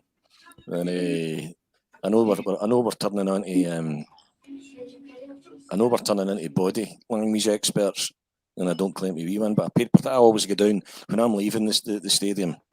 I always get down and stand right next to the Green Brigade and just watch and clap the players coming around the field. And I just kept my eyes on. I kept my eyes on Abada, because it's been in my mind for a wee while. Hey? And I thought it couldn't have been any further. It could have been any further at the back of the group, and he couldn't have been any further away for that Palestine flag. if you'd have put him outside the stadium. Yeah. And, He's in a hard place, John, though, with his he is in family. a hard being place. there. I've said that before. 100% he is. I honestly don't think Abada's got much of a long-term future at Celtic. He could. The pressure he'll be getting for his own. Do you know what I mean? The pressure he's getting. Right. I mean, I've got no problem with Abada coming out and playing for Celtic every week because I like him as a player. He's a rough diamond. He's a rough diamond. He could become a great player for us, but because he's for Israel, you take that stuff like that. Really, I've got my opinions on it, but I don't hold it against Abada. Yep. No, the one thing you know what I begin. mean? If I was Rodgers, I'd be telling Abada, look at. I know what I'd say to Abada. Look into the history of Glasgow. We've had Protestants, and serious orange men and Masons and all that playing for the club. You get there and do the damage on that park, and nobody will give a flying F. What was going to say? If I was Rodgers, I would have replayed to him back the rousing reception he got when he came out of the park, and you're thinking, this is. I respect of it, and we understand that it's an extremely emotive subject for Abada, but you're thinking we've got one Palestinian flag here and we've got 60,000 people cheering you coming onto the park seeing you return for injury. Yep. I said the other week, John, I said that imagine because you're there to take a corner out of like a Green Brigade side, and the next time you're in Israel, there's a big picture of him standing there with all these Palestinian flags behind him and that. It's pressure, political pressure on a young guy. They didn't need it. I mean, it's James McLean signing for Rangers and then get up to the Onion Bears and getting his 40-10 with the red hand Ulster. No, he's no. No, I agree. But I think we wanted that first game with him coming on out the way. I think that was the best atmosphere to get him on the park. It was a full house. It was all our fans and the reception he got. So that's the first game out the way. Hopefully he can kick on for whatever time he's got left here, because I think he's a good player. He scored some important goals for us. And I think he's a smashing player. Aye, but a better team with him in it. So here's hoping he just kicks on for the second half of the season. This sort of boxing, you expect Abada to applaud the Green Brigade. We talk about Israel and Abada, disgusting. Nobody's mentioned anything about him applauding the Green Brigade. We're talking about the actual pressure that a young player will be getting in the same country. Because it's right for us, and it's them that's dragging Celtic into all this political stuff. I'm only giving you my take on it for having watched the boy coming around the park, and it had been in my mind to see how he would react. Right. The first thing I thought when I seen my seat was when I saw the flag, and when Abada came on, I'm thinking the analogy I've just given you would be putting myself in that position. Is James McLean in the height of the conflict in the North Ireland? Is he going to the Rangers end and clap the Union Jack and the red hand Ulster noise? No. John, so, you were 100% right. One of my pals after the game had phoned me and was talking about it and said the exact same thing he had watched, and said Abada couldn't have been further away. And he kind of cut away at the back. Cut away at the back. His whole body language just. And I mean, it's been in my mind. It's been in my mind for since it kind of happened. And actually, when I went into the stadium and I saw the flag, I thought, I thought this will be interesting. Mm-hmm. This will be. I'd love it saying I feel sorry for Abada. I'm like that, mate. That's the way I feel about it. Mm-hmm. Because he's been put in a position that he didn't want to get put into. Do you know what I mean? See you later on. Into this. Who's that away? Mappy, it's 3 a.m. Bangkok. That must Happy be the lady boys. Year, that must be the lady boys at the door. Lucky him. Right, good night, Mappy. Thanks very much for seeing you again, mate. Used to come in all the time, that boy. Have a great new year and just go mental, whatever you want to do there, bud. Hail. Look at the. That's a bad thing. It's something that it should never really have came up. You know what I mean? Celtic, John, you're the same age as me. Celtic support for Palestine, that isn't it? It's not a new thing. No. you know what I mean? As I've tried to explain as well, my kind of support even goes back a bit. I don't even know. I wouldn't say further, but it was like Pink Floyd, the Roger Waters and that I get into that kind of stuff. Do you know what I mean? He's always been banging on about it for years, but it's nothing to do with Abada. Celtic fans shouldn't be taking any out in Abada. And really, I don't think they did. No, I don't think they did. I don't think for a minute. All this shit about it being anti-Semitic and all that on social media, no, it's absolute garbage, nonsense. Mm-hmm. I don't think for a minute there was one iota of anti-Abada or anti-Jewish sentiment in the Green Brigade. That it's there as a. It's there as a political statement, and so Aidan just said as well. Would have already said that. I hope the Israel boss was watching the reception he got for the Celtic fans. I think that's it. That's wrong. That's what I'm getting at, John. That's what I mean. Stuff like that. That's wrong. That's what the really manager and that's come out and said about it. Yep. Do you know what I mean? It's just it shouldn't be brought in. It's like it would be like we're saying Liam Scales. How come it's not been brought up with Liam Scales, but as you said, all the Northern Ireland stuff, Irish stuff, get by that. I see as long as Abada wants to play for Celtic, I want to see him play because I think he'll turn into a cracking player for us.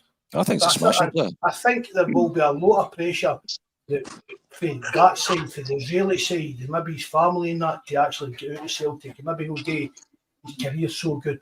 You get what I mean? On that kind of side of things. Of course.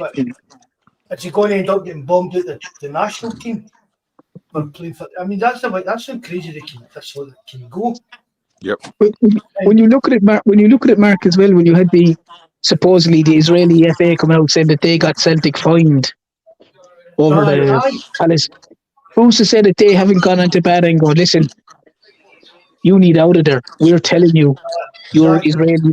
We want you out of there now. Your duty to Israel is to leave Celtic now, if that's the way they think. No, I don't know anything. I'm not saying it, but when you hear the Israeli FA have apparently openly said that they contacted UEFA and got Celtic fined as a result of that, who's to say they're not putting massive pressure on Abada behind the scenes to go, listen, you can't play for this club. I think that, I think that'll be going on. Because it's always going to be, even though we're playing for them, but you support the Palestinian side. There's Martin saying there, guys, Abada hasn't said anything. Why are you guys giving this shite airtime? I say the reason it's come up is because there's a Celtic player has returned for injury when we know that it's been an issue, and I had a genuine interest to see how he would have reacted, because we all know Rodgers had to take him aside and apparently put the arm round about him. Yep. From a kind of people management point of view, the laddie's a human being. I think it's of interest to me because because he's a Celtic player, aye. And it's been all the papers and the internet and everything for weeks. Mm-hmm. So we don't meant to talk about it. Yep. I've just said never. We don't got a problem with Abada. No got a problem with Eton playing me. Don't really care where people come from as long as they're playing for Celtic and they're off. If the people are talking, these are situations that other people are talking about. Obviously, we're going to talk about it on here. Yep. There's Aidan saying there, would you rather win the derby with a last minute winner or a hammer? No? I said, I just think yesterday, I was saying this to the guys in the pub in the way back. Losing it, losing the New Year derby is worse than winning it is good. That's their festive season. The Christmas tree still got to come down the deck. Their festive season finished yesterday. Oh, that's been smashed up yesterday. And they've still got to eat their stew tonight and their steak pie. And they're in their bed terms. John. Pig sick. Oh, hey, all right, Billy, you staying up for the bells? Nah, I'm going to bed, saying a 9 o'clock. You think all the wee boys saying to their daddy, that you've been telling me all week that we were going to win, sitting there with their wee Rangers tabs on. It would break your heart. My mum's got a black eye. And he's you're not fell down the stairs, shut it. Daddy, you sure we are the people? It's it would break your heart. Craigie, nice to see you in, mate. Thanks very much for joining us, bud. So it was a great result. We couldn't ask for any better, And Yep. but that's not right. And see what we were talking about earlier. My point again is we're just not playing well. They're playing at the best they are. They can't get any better without investment of money. We've been struggling with injuries, our forum, players not playing well. And plus, as John will remind us, we've got $72 million in the bank. Mm-hmm. They can't get better without money. We just need to actually, see, even us just playing better ourselves, we're going to be better. Do you get what I mean by that? Mm-hmm. But if you looked at the team yesterday, Mark, or if you looked at the team the weekend, realistically, you could argue the point that they had their fourth choice or maybe fifth choice centre back starting, and their third choice centre back came on because Scales was nowhere. Scales was nowhere at the start of the year. Rocky was third or fourth choice, and even Bernardo in the middle, he would have been second or third choice at least if guys were fit or available. So you could argue that point in regards to the Celtic side as well, that they had been hit by injuries all season. Yep. Right, if we see come after we've got this game against St Mirren, right? That's a massive game. Aye, that is a massive game. It's a massive. They pumped Yes, see, Aberdeen, didn't they? Saturday's history. That's no point in winning. You need to go and take these 3 points and at Love Street. Yep. And Tuesday as well, and that'll be that's no easy. That's no easy. We know that's what Rodgers' outlook is, John. Yep. The next game, never mind what's happened, never mind what's going to happen. Concentrate on the next game. Yep. Some of you, when you hear McGregor, and the more I hear McGregor getting interviewed, he just you did see his comments in the number 7 lounge. Aye. He's very good, you know. But he's the same thing. It's the next game, isn't it? He's very, very conducts himself very well. Not only is he, what a captain's performance that was for McGregor on Saturday. Yeah, brilliant. There's anybody want to talk about? People talking about Shankland or people's religions. I'm not remotely interested in it's Callum McGregor's every bit as green and white as I am. Every bit. The boy would bleed green and white. He would a fantastic captain's performance. In fact, I went as far as to say after the game, see if Callum McGregor didn't play on Saturday, you don't win the game because the rest of the team there can't get their self when the pressure comes on there. I'm not sure there's anybody else. I think John's hit the kind of Matt O'Reilly levels, a wee bit of man crush on Cal Mack here, lads. Well, I think he'd been off. I think he'd been off the boil for a wee while, and I think we all thought he was. He hadn't been as effective, whether that's up playing in that deeper 6 role. But he ran the show. He ran the show on Saturday. But that's his 2 best performances this season that have been against him. That's right. Long may it continue. No, but that's see. I want to see that more open for him. Yep. That's yesterday in Ibrox, the other when we played. That's the Cal Mack that we want to see more consistently, and even try to take that into Europe. Whether it was tweaked with tactics and some in beside him, I don't know, but that's what I want to see Cal Mack do all the time. Playing that, getting his foot in the ball, controlling it, just having a bit of even a bit of dig about him and everything. He was just, I don't know, it just seemed to become a totally different player when we play against him. And I just want to see that and bringing that more consistently into his game. He's all I mean, it's just this season. You know, Cal Mack's a cracking Celtic player. And I think I'm to my mum's the day for I know, and a taxi driver I get doing my end up sitting and saying my mum's for about 20 minutes talking absolute garbage about the game yesterday. And he's coming out and he actually phoned his pal that he'd spoken about it last night and saying, Cal McGregor, is he better than McStay? No. But I'll tell you one thing. I honestly, I didn't say that. This is a taxi driver, by the way. I didn't say that, but that was a conversation that I had with the guy. A totally different type of player. But see on Saturday, I think that's one of the best performances I've ever seen for Callum McGregor.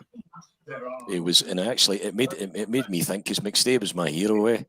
I still think when they vote about the best the best 4 post Lisbon line Celts. Well, it would be McStay's in there with Danny McGrain, McStay, Larson, and Douglas. I think Paul McStay's. He's no. Can't stand him, man. That was the 4 players that was voted for. Listen, no. It's amazing how many Celtic fans, myself included, don't seem to speak very fondly of Douglas. I always remember as a young lad him being interviewed when he went down to Liverpool win the league. I can't remember if he was. No, he must have been managing them at that time rather than playing with him. It was He's player manager there for a couple of years, John. That's when I kind of. I can't remember, but Celtic won the league. Celtic had won the league that day as well, and they asked Douglas, and Douglas said, "What you asked me that for?" And it was just a general throwaway line about your old club had won the league. I can't remember what his answer was, but it was effectively, "What you asked me that for?" I'm the Liverpool manager. I thought, "All right, Kenny, I'll not forget that one." He's a hun. I mean, I hate Liverpool. Join the club, Mark. Well done. He was always seen growing up. It's like I've had this argument to make with my pals. I thought, is Kenny Douglas a Celtic legend? Or he's a Liverpool legend. You can't argue with the fact of the quality of player he was. No, that's no arguable. You can't argue about that. Do you can't argue with Charlie Nicholas and people hate him. No, I think you're right. I think Charlie Nicholas was probably one of the best strikers I've watched. Mm-hmm. I admit it. I was a wee boy, but 1982, 83 when he left. I was about 8 or 9. I great when Charlie Nicholas left Celtic. I probably had a wee trembling lip when Brian McClure left. I know. Kenny Douglas, I've argued with that all the time. Kenny Douglas, brilliant for Liverpool, brilliant whatever he done for the club, and even doing all his stuff with the Hillsborough and that stuff. But I don't like the guy, and I just don't. Even coming back as a director of football, bringing in John Barnes. Aye. Then getting away to be the super scout for them when they were signing Ronaldo and all that. Aye. The Hover pitch. He's got more faces in the Town Hall cloak, and everyone's as miserable as the other one. There's Henke saying he thinks it was after the 88 Cup final, John. It's Bobby, Henke. Their Craig's got a good point and all, just below him. McStay was a brilliant player in an average team. Calmart's been part of a trophy winning team. McStay's still out in front. I love Calmart, as you know, but no, McStay's still out in front for me. It did. That's the first time it's ever crossed my mind was Saturday, and I'm still in the McStay camp as well. I just thought McStay had probably, did he have everything? Right. If you were talking about whether McStay would be world class, the one thing he could probably put a question mark was he could have scored more goals. But when he did score, they were absolute raspers. And in terms of, I love the fact he was as hard as nails as well. That's what we're talking about earlier with Cal McGregor, Vickers. We're talking about being soft in that. You don't need to be massive to be strong on the ball and tough. Even John Collins. John Collins was a wee guy. He's about 5 foot. I think Terence is even bigger than him. Thanks, bud. But he's solid muscle. See, was he getting pushed about and stuff like that? It was the way. You're talking about me or John Collins? I'll give you Beatty, Terence, seeing as you're chatting about. I don't think I'd sort you out any day, but I don't think I've seen many players that could make a. I don't think I've seen many players that could. I think we've had some fantastic midfielders that would be exactly what I would like to see there just now, like a Lambert or a Lennon, a Lambert, Petrov, Lennon. But I don't think I've seen a player that could make space for himself, like McStay could. You know, and to me that's always a sign of a special midfielder when that one step. Always look like they have time. That's right. It always looked as if time could make space for himself. But I'll tell you, he got the shoulders back. 100%. It's just class in a glass. Just absolutely class. I've not had a midfielder that I've watched that I enjoyed watching as much as Paul McStay. There, Greg. What you talking about, Greg? I don't remember McStay bossing the Rangers the way the Carmack did yesterday. Totally. McStay was part of a flipping rotten team, unfortunately. McGregor was also kind of half decent players running about him. And the Rangers were financially doped back then, unfortunately. McStay was playing against, I mean, I know he was old and stuff like that, but I mean, Ray Wilkins. Aye. John, I don't know if you mind him, Jerry, but Terence and John, you're old enough to remember Ray Wilkins. Yes, they'd have the English team to him. Ray Wilkins was a fucking fantastic player, man. Remember the dull one he took against him? Was it Dale Gordon? He split McStay's face or his eye. Aye. Went down for a header. Dirty basket, knew what he was doing, bit it him in the chops, burst his eye wide open. So I know he was up against it, playing for Celtic back then. But he was too good. See, what he was too good to play for Celtic at that time. Aye. You know what I mean? But it was just that was in his heart. That's what he wanted to do. And money wouldn't sway him or nothing. So fair play to him for even sticking by that, because Paul McStay could have went and played for any team in the world. Any team in the world. I don't care what anybody says.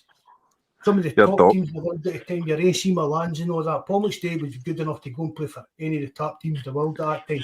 I remember I was probably for the worst for his own career and even his worst bank balance. I think I said repeatedly as well. Anybody, I think Barry Ferguson was a very good midfielder, but when people mention him in the same breath as McStay, they're kidding themselves on, eh? And I think McStay was every bit as good as Gerrard was. Every bit as good as Gerrard was at his best. Yeah, that Doc pulling me up for calling Dalglish a hun. Apologies. I don't care about people's religion or colour playing for Celtic. Then I hate Dalglish. He's a hun. So I'm more concerned about JFP saying that. What did you say there, John? I think Barry Barry Ferguson was a very good player, but anybody that thinks that Barry Ferguson was in the same league, the same class as Paul McStay are deluded. Oh, right. I thought you said that he was. I mean, Barry Ferguson, he was a good player, but the Rangers manager, for me, he's a different type of player. Stevie G was a good player. Barry Ferguson, that's the type of player we need to know. Think about it. If you did a wee nickly wee moaning faced hard wee guy like Barry Ferguson in the Celtic team, you know. That'd be ideal for us. That's exactly what our midfield's winning. Yep. You're badly needing a bit of digging in there, Marcel. Aye. Saying, please get a bit of digging in this in the middle of the park here, eh? I saw somebody saying Ian Durrant was a better player than Barry Ferguson. Yeah, Durrant was a decent player. Aye. He dived. Aye. McStay lacked aggression. Greg Summers. I don't agree. I don't agree that he was hard and he was aggressive. I don't think Paul McStay lacked aggression. No, I thought he was fantastic all round. McStay, and I was remember when a wee boy. He was my hero as a wee boy. When gutted when we thought he was leaving. There's Red Scotland again. Bobby talks absolute sense. I just wish you better prize it. Tell you who we're talking about here. I do. I know who you're talking about. Bobby the barman at Still Game. I'll need to advise the wife this year. There's been comments on here, Eileen. That You you think think is that Bobby the barman? That you said on? I sound like Bobby the barman.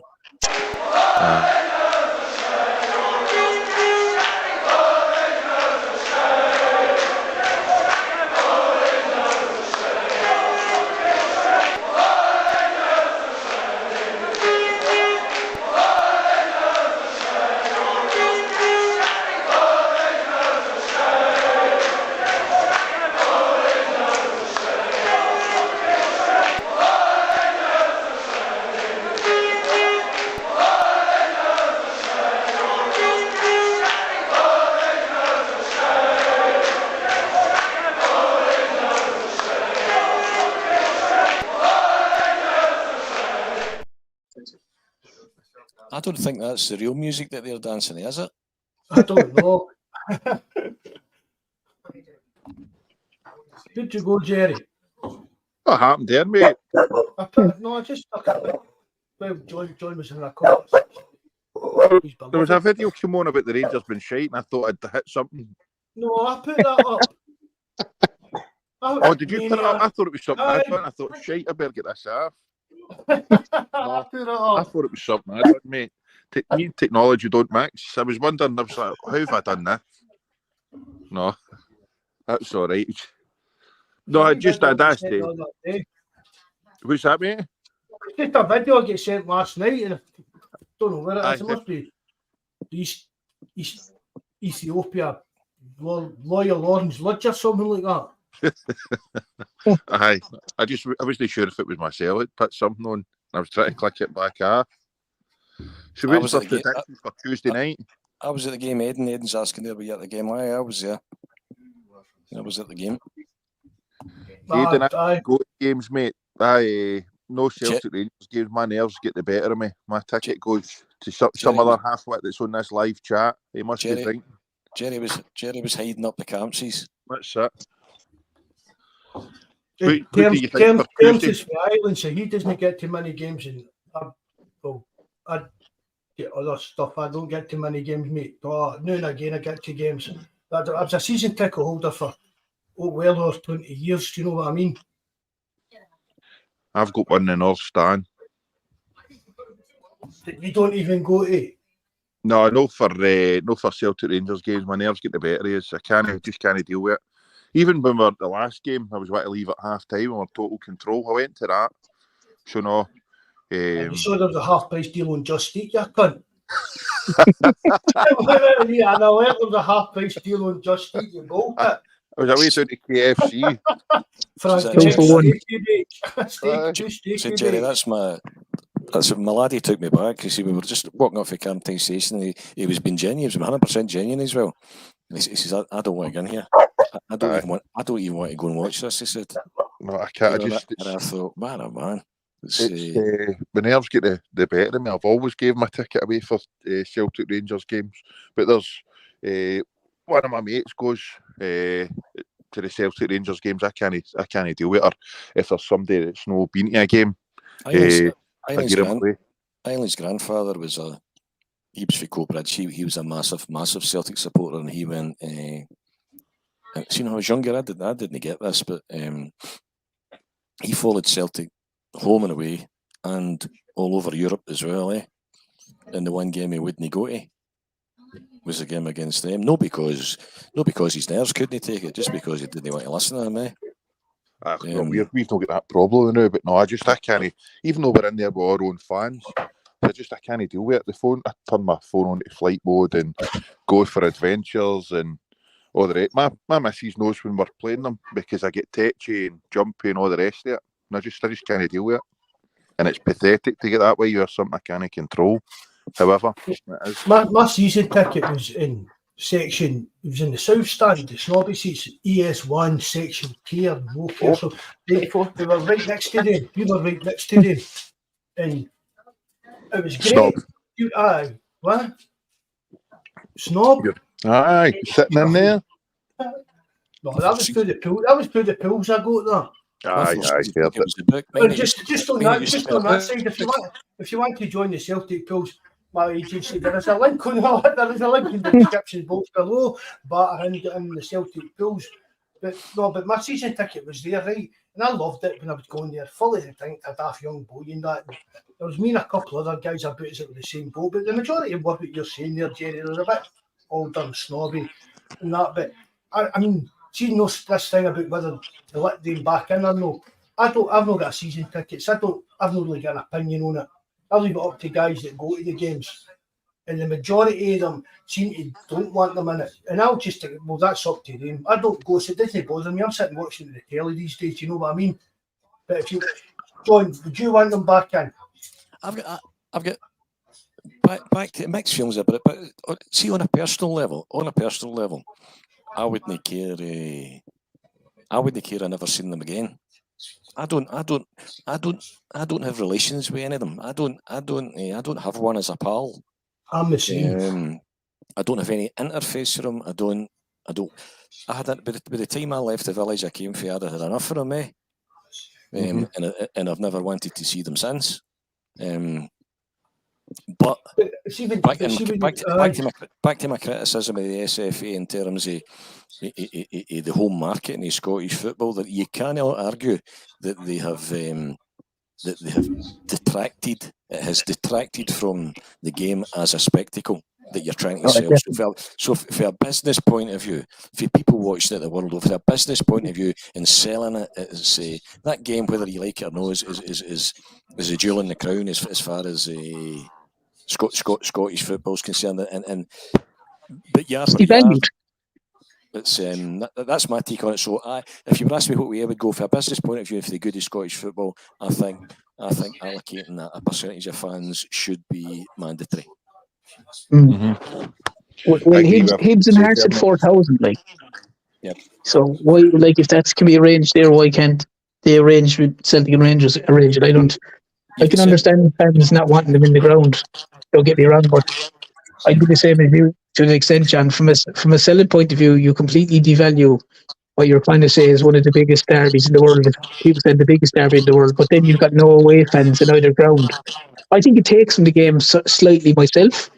That's only my own opinion. And like maybe Mark's saying there, maybe I shouldn't be saying that because I'm not a season ticket holder. But I do think it takes from the game. I'd much rather see Celtic win, and there be however many thousand of their fans there sickened and disgusted. I'm watching them having the traipse out, and and same when Celtic were winning in Ibrox, the same thing. Like that's my opinion on it. The day that they asked to come back and they get locked in, and Celtic pumped them and they to sit there. We left the stadium, so they had about 20 minutes of beautiful Sunday song at them. It was absolutely fantastic, But I mean, I saw a comment the other day there about have you seen a guy? There's a guy called One Celtic Fans View. It's a wee guy from Spain. You ever saw him? No. He's quite funny sometimes. Wee boy from Fife. He's quite funny sometimes. But he said he's based in Spain. He's from Fife. He's No, that's a cracker. Cheryl Beauty. He's what was I going to say? He was talking about he actually played the phone in, and it was actually fairly. I know this sounds a bit a contradiction in terms, but it was actually a reasonably well educated fan of them that was on, and I think it was Radio Clyde or something, and saying that watching 7,500 Celtic fans celebrating game after game after game is unacceptable. And that's is this wee Papa Smurf guy they call him on Twitter? I don't know what they call. I don't know. It's one. I've seen them blame. I've seen people dragging this wee guy and a nickname of Papa Smurf. It's him. It seems to instigated this. It seems to have instigated this getting us out of that Broomlin. That's where it kind of came from. Do you know what I mean? I don't know. I'll check that out to see if that is him. It's the Fife accent based in Spain. But me, you're thinking, so this is why we got here. Because I mean, Roger said it himself, isn't he? He's the reason that we were banned for Ibrox. That's the bottom line. But you've now got the safety. They've sold the tickets, haven't they? They've sold the tickets to season ticket holders, so it can't get sorted this year. And then they have the SFA committee telling Celtic that we've got to let them back in again. No, I don't think so. You sort your own stuff out first. Once you can guarantee the safety Celtic supporters and their back, you can't even guarantee the safety of the Celtic background staff. No.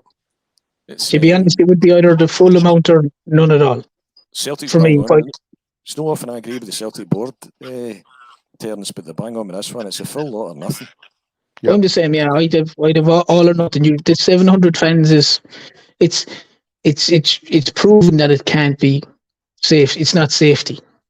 Yep. Like when the physio gets hit and bottles are thrown at Joe Hart and supporters have been injured with flying stuff. It's not safe to put those 700 fans in either ground.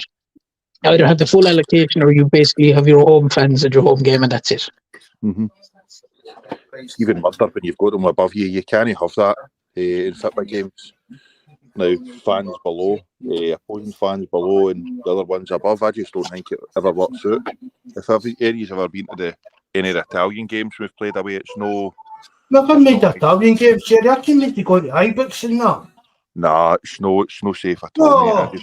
It doesn't make See, when I sense. was younger, Aye. honestly, God, when I was younger, we used to get half of their kind of main stand, and they were on the trophies.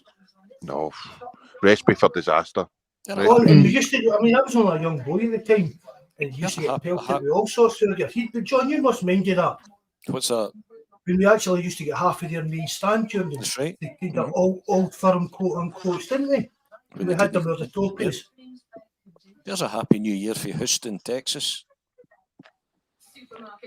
That'll be a relief. I mean, here's that. Happy New Year, Chris, for Houston. Oh no, is it no? Houston, we have a elections just problem. there. Houston, Aye, we I've have got- a problem, right enough. But, Come on. That's lads, something Mark, we- I'm going to love and leave you, boys. No bother, Ter. Thanks for Right, coming no on. bother, Ter, Happy thanks for New coming Year, on, mate. bud. Terence, have a good one, Terence, when it comes. You two, lads. Be good. Take care. All the best. Right, Cheers, good Bye, night, mate. Ter. Bye, lads. Bye. Bye, bye. See, getting back, that Strange Love, the doctor, he had a cracking point, and it's one I agree with. 2012, the death of Rangers was Scotland's best opportunity to modernise a forward-thinking society. The fact that Sevco exists is a travesty. I can agree with that. I thought we had the chance there and there when the Death Star had sunk. I've said to loads of people. I remember going to. I went to a debate at Edinburgh University at the time when Lennon was getting the bullets through the post. I mean, he was attacked in Glasgow as well, and he get bullets through the post. And the debate was, does Scotland have an institutionalised problem and institutionalised anti-Catholicism? And it was Professor Tom Devine, eh? I've read about that, John. I read about that, aye. It was fantastic. And then had a debate. There was people debating for it and people debating against it. And they had a vote at the end. And the overwhelming majority agreed that Scotland has got a problem with institutionalised anti-Catholicism. I always remember Professor Tom Devine. He talked about bastions of loyalism and deepest, darkest West Lothian. Right? He says where people, the lowest educational attainment rate in Scotland, where people were increasingly becoming disenfranchised economically, politically, and really all they had left was their sash and their big drum and wanting to be and feeling better than you. And I would actually go further. I'm over in Belfast. I'm in Derry every year. I would go as far as to say that Scotland's got a bigger problem than the North Islands got. They've been forced to get the elephant. Unless Scotland, even politically in terms of you say Scotland moving forward, they tend to, there'll be people on here. Personally, I'm pro independence, but in Scotland will not be fit to be independent unless we get this elephant on the room, on the table, and get it discussed, which the North Island was forced to do. We're still hiding behind, and we're going to be doing it in a couple of hours' time. We're still hiding behind tartan dolls and shortbread tins.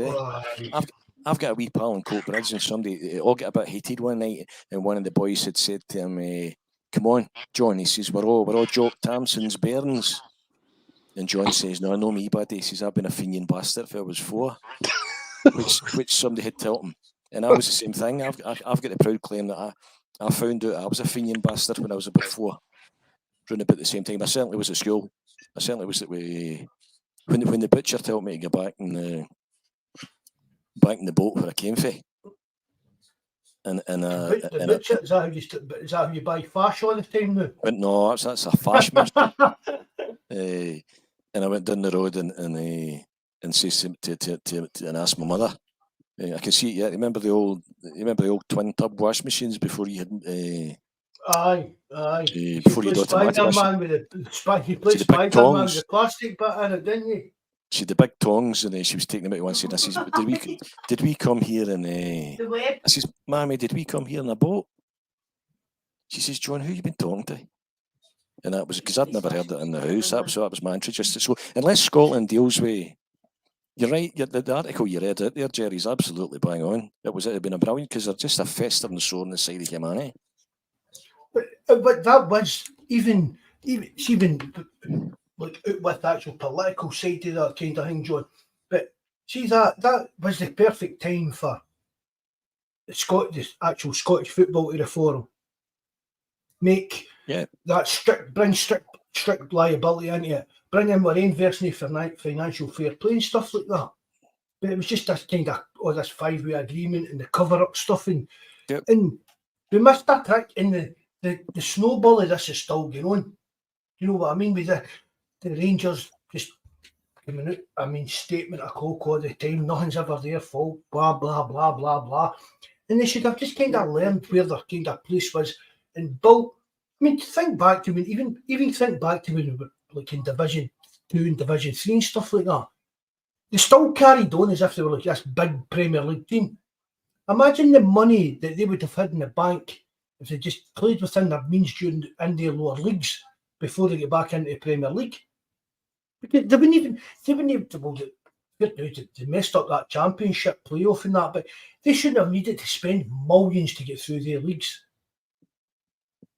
They should have built money, built a young team with players that could have come through, get sold on and everything, but it's just a superiority complex and it undermines the full of Scottish society.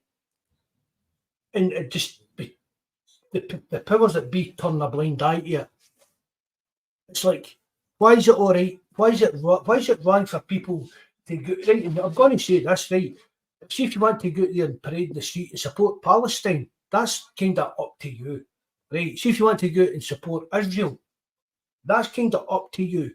That's not, for me, that's not a religion. You're not hating on a religion's kind of side. You get involved in war, whether it's with Russia, Ukraine. I mean, if you support the Ukraine or you support Russia, it doesn't mean you hate some kind of religion. But they've twisted all this stuff in Scotland and nobody's got a clear view of how to deal with it. I mean, you know, Jeanette Finley's been on the podcast before and I'd like to get her on again because Jeanette's all this kind of stuff, John, and I'd like to get you on with her and just have this kind of leather. What do you mean? That would be excellent. Get a chance to speak to her. I mean, Jeanette's a cracking woman. I've got on with her for years and that, but it's like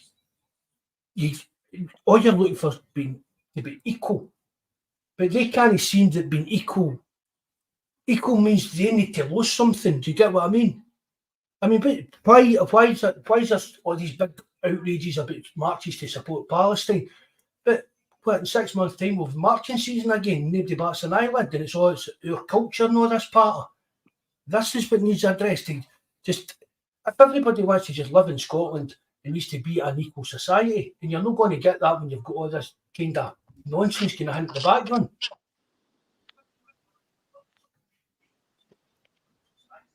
Is that a conversation stopper for me there then, aye? No, I was actually trying. It was a wee.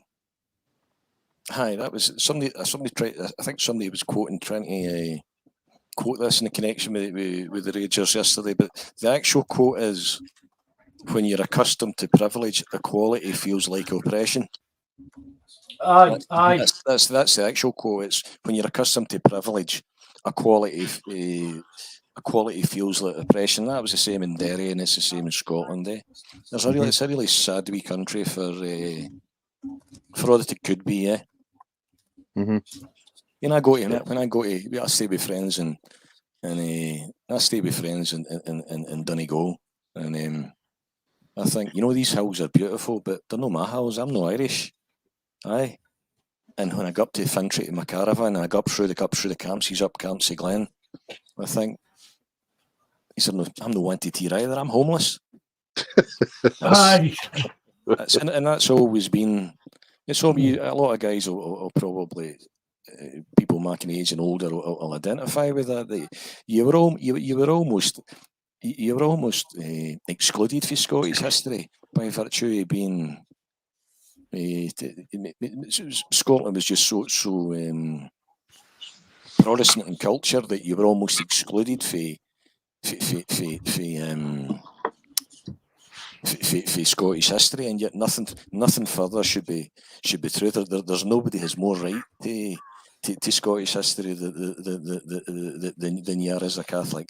The whole Bonnie Prince Charlie bit that they sing about, that was to put a Catholic king back in the throne. I remember in the village I was in, hearing them singing the Massacre at Glencoe one night. I don't know, some of you might be old enough to remember that song about the Massacre at Glencoe. You talk about Hillwalton, Jerry, that's up in Glencoe. It's a beautiful wee bit you get up to. It's called the Lost Valley. It's really eerie place where it happened, and that's a murder that was ordered by. That was a murder that was ordered by King William, because the McDonald's would swear allegiance to the king. And they're singing this in an orange hall. I thought these are just fucking clueless. Mm-hmm.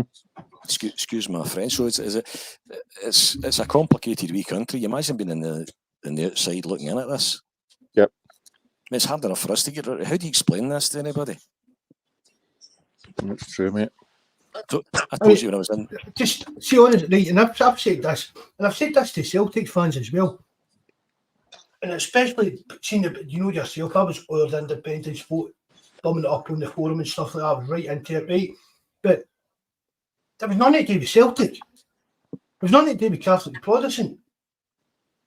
For me, that's the kind of trouble in Scotland. Everything's got to come down to that.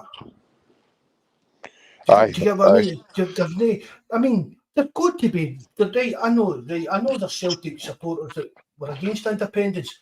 That's fair dues, that's up to them. But they weren't basing it on what other Celtic fans were thinking. No, and that's the thing. It's like, I know, boys. You can't tell me that there's no Rangers fans that want Scotland to be independent. There is, mate, because I know there's boys that if you're basing your political views basically on your football team, that's bonkers. You're not wired up right in the heat of that. No, I agree. No, there was definitely Rangers fans that wanted independence, mate. Because at my work, there was Celtic fans that didn't want it, and there was Rangers fans that did want it. So two things Scotland would need. We'd need to address this elephant in the room. Politically, nobody's willing to put their hands up and acknowledge. I would love subjects to come out and say, "Look, we've got a massive problem here with institutionalised anti-Catholicism. What do we do about it? To move that forward, you're almost needing a. We're pretty much similar to the North Island. We're needing a generation to die. You know, I mean, my parents were born in 1923, so they still had the war bit in there. They still had the war connection. And you can understand that, but John, that's even getting back. I'm not dragging this up. See the poppy stuff. I can understand the poppy stuff for 100%. That generation. 100%. The young men that get sent away, no choice to get sent away, get fucking shot. Basically, do you know what I mean?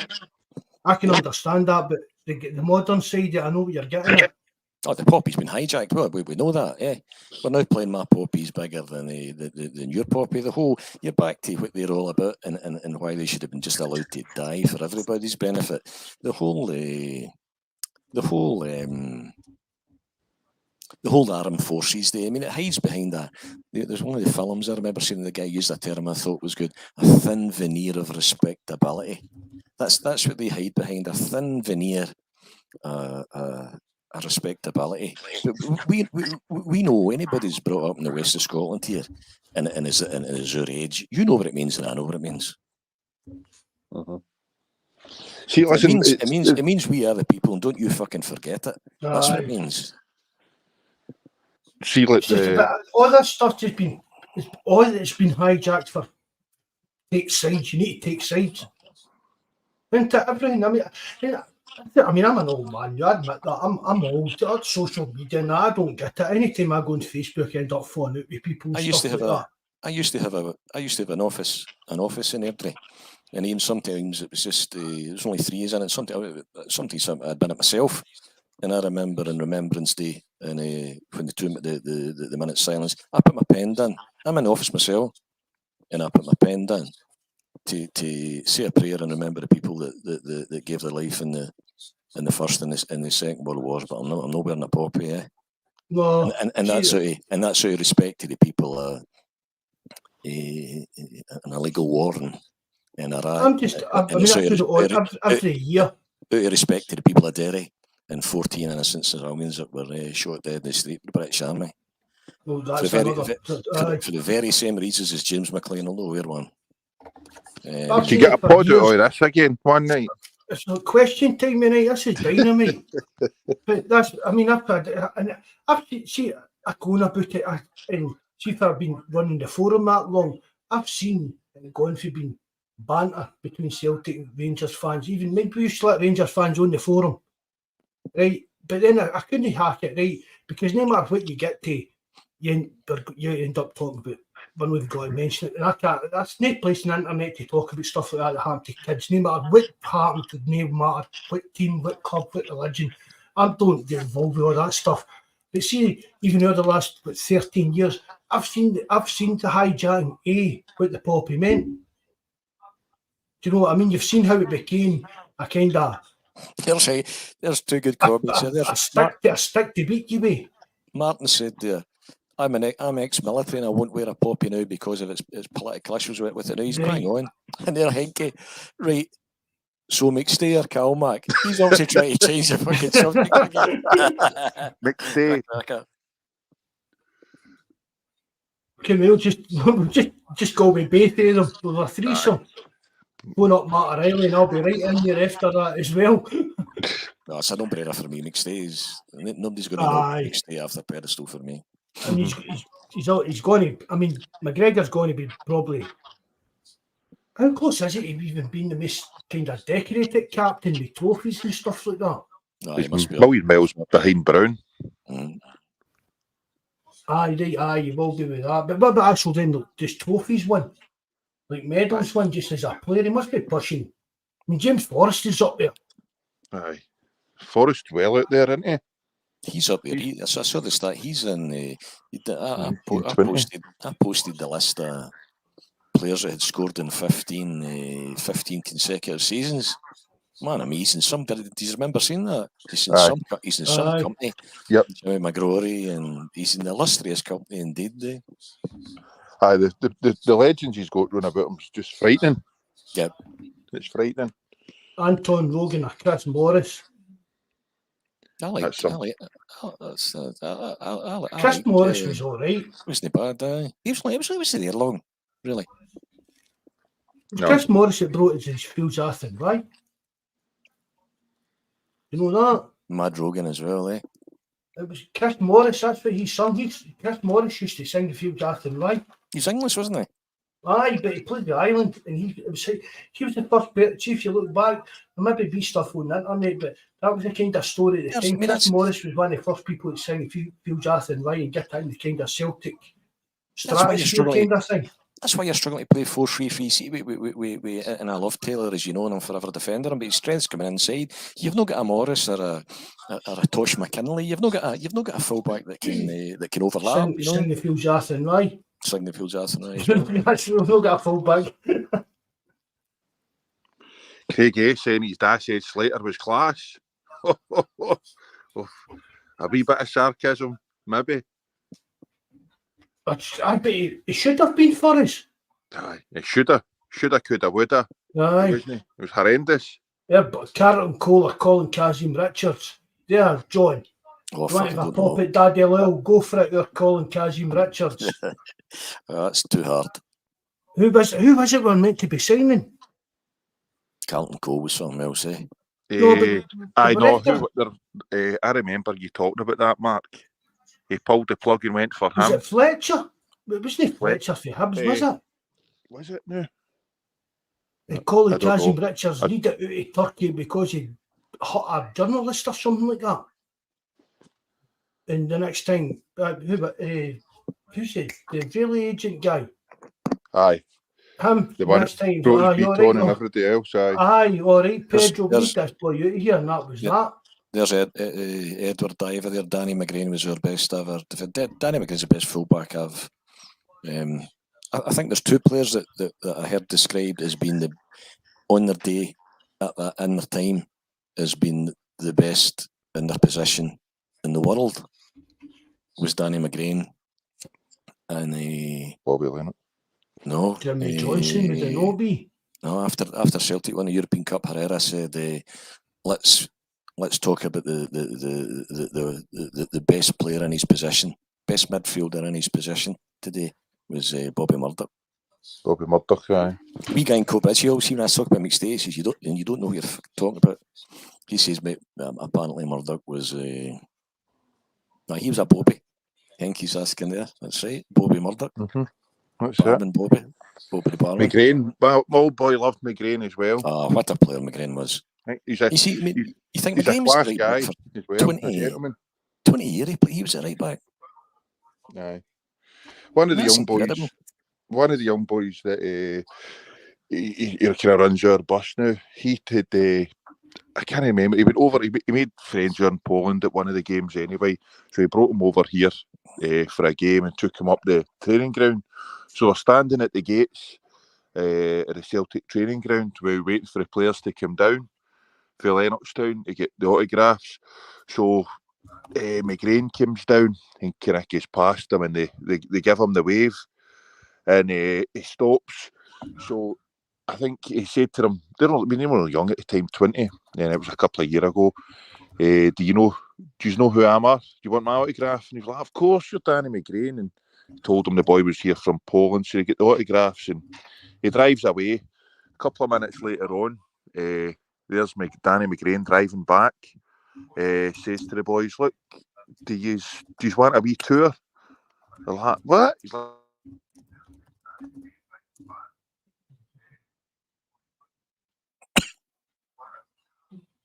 I can't hear. Can't see here. Oh, yeah, Jerry. am I still there? Am I away? No, You were away there, but you're back now. Ah, cut off. So he phones Sean's mum and dad to say, look, do you mind if I give the boys a quick tour of the training ground and then drop them off back down the road? But that's it. He gives Sean and his pal for Poland a tour of the training ground and drops them off back down the road. Just a class guy to stop and do that. But it's what a word of a lie. He asked Sean and the Polish boy if they knew who he was and he wanted his autograph. So I mean, it's modern footballers nowadays wouldn't think twice about bypassing people. But that was just a touch of class from him to do something like that. Hey, I can remember, right, you could dog school and get and watch Celtic training. Right, we used to do, we couple of bottle of ciders in the rucksack away in the skipping the train, and you could go and watch Celtic training. And the players all spoke to you. And then 7 years after that, when I was about 20, I just bought a carrot when I sat in the front steps of Celtic Park. And the players, Tosh McKinley and all that, used to come in, Malky Mackay and that, and it was honestly, see some of the crack you used to get with him. I used to sit and slag Tosh McKinley's clays. He was always dressed in the best kind of thing, but you're like, mate, these shoes are shocking, Tosh, and that. Do you know what I mean? Daft part of that. You can't kind of have that with away players anymore. No. That I mean, I can remember, see the day connection's that Daniel signed. I done an accident at work and I dug into my leg with a grinder, right? It was all right, it was no hassle, but they tell me to take a few days off, so I took it. And me, my became my brother-in-law, right? But we went in there to pay in my Celtic bills, and one of the stewards said, oh, there's meant to be a signing the day and that if you hang about. We went away and got a carry-out. Sun was scorching. We're just sitting there all day, and eventually it was Darcani that signed that day. He was. Do you know what I mean? But things like that just don't happen anymore. No. He was all right, wasn't he, for a season or two? Aye, but it was a nutcase. Aye. You need that now and then. Right, I'll need to shoot. I'm getting shouted. I know, that's about 9 o'clock. We'll just call that. I'm starting You're right, to, John, aye. I'm starting He to fell get asleep. Bobby fell this asleep. smell. I can smell the steak pie. At this time, you're not staying up for the bells, are you, John? Aye, steak Get to pie. your bed, man, at your age. Island's doing the steak pie with the sausages in it, and Oh, don't the start. That's what we man, have I'm that's what we starting have tonight for in the dinner. We're having that for mushy. dinner. We're all going Mushy. to Jerry. Mushy peas, don't even mushy say peas that. and the wee see and the puff pastry. In fact, their friends, Island's not been well, so we normally go to Derry. We couldn't go this year, so Derry You came to said us. that. Derry came Well, to you us. get full cure, aye. No, it was the week before Christmas, eh? Right. But my friend was in the kitchen there, and he bluttered, and he committed the cardinal sin, eh? I caught him taking the sausages out the stew at the pot, eh? And I said that. I thought I got to say something about the laundry basket or something like that. I said that's probably. And I said to my laddie at Saturday as well, that's probably the only thing I can ever remember coming really between him and I. Was he get up in the morning, if he'd come in with a drink and he tanned all the sausages and the sausages are the best bit, aren't they? And that's just, but there's nothing the soggy bit in the bottom of the pastry. But taking the sausage out the stew is bad crack. A man after one heart. Aye. So I've got that to look forward to. So he's not staying up for the bells? No, mate, no. Do you get our Jimmy hat and that on, the wig? Do you do all that? Walking about, jumping about, singing these stupid songs? Should old Bawz sign in that. It's probably your wee Masonic handbook, John. See all the things that we've kicked about tonight, is that tension with being Scottish and not being Scottish. Do you know, been welcome and not been welcome?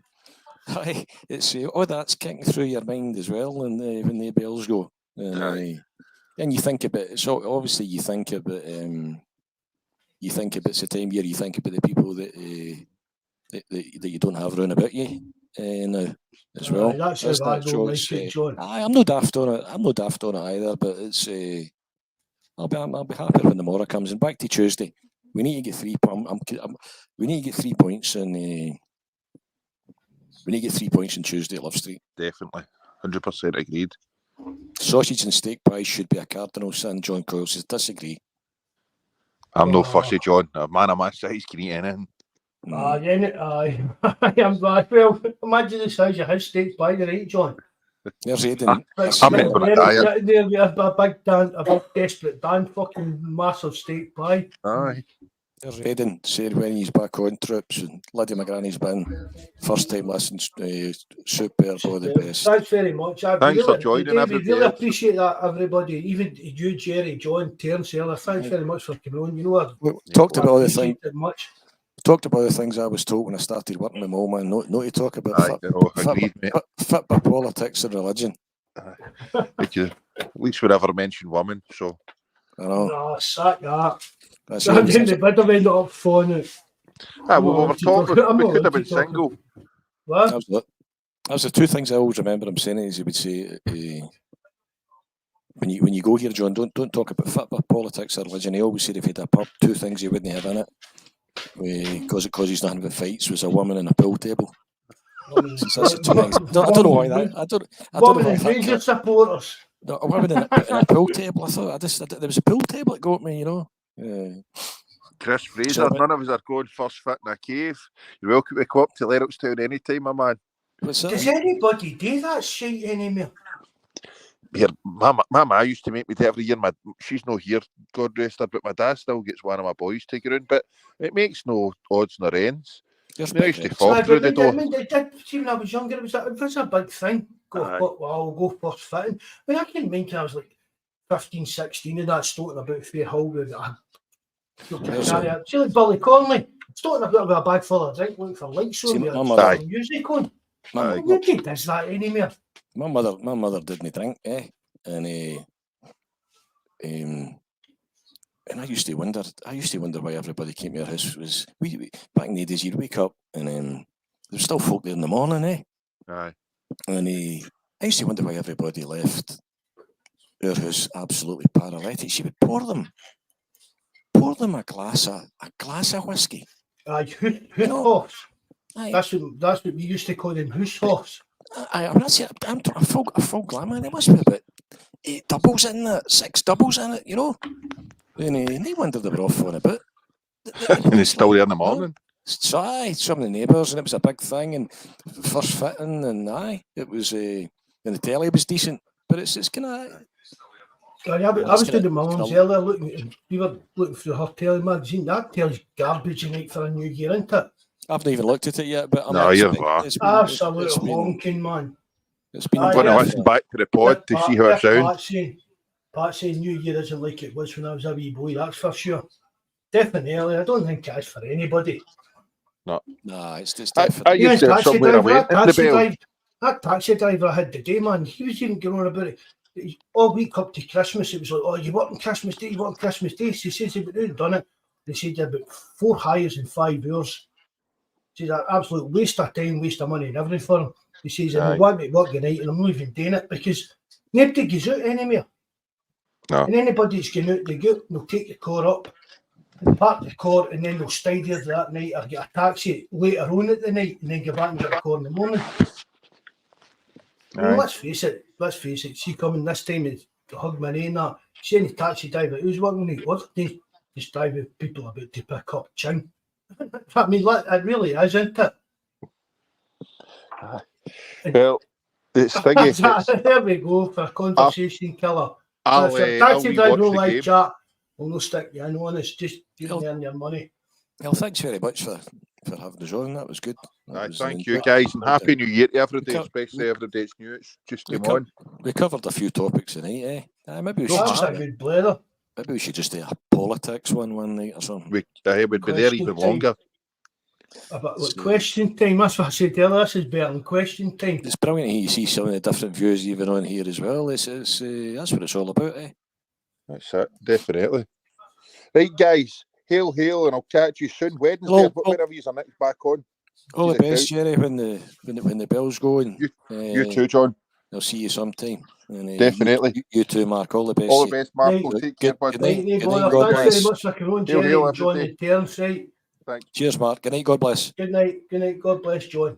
Right, thanks very much, everybody that's tuned in. Right, some of the numbers were absolute crazy. Just we don't expect this kind of stuff, but thanks very much, everybody that joins in. Listen back on Spotify, YouTube, or whatever. We really appreciate it. We hope you enjoyed it. A wee bit of crack and cheer some people up here the night and that. Have a great new year. We'll probably catch you hopefully after the St Mirren game. Hail, good night, God bless, and Happy New Year.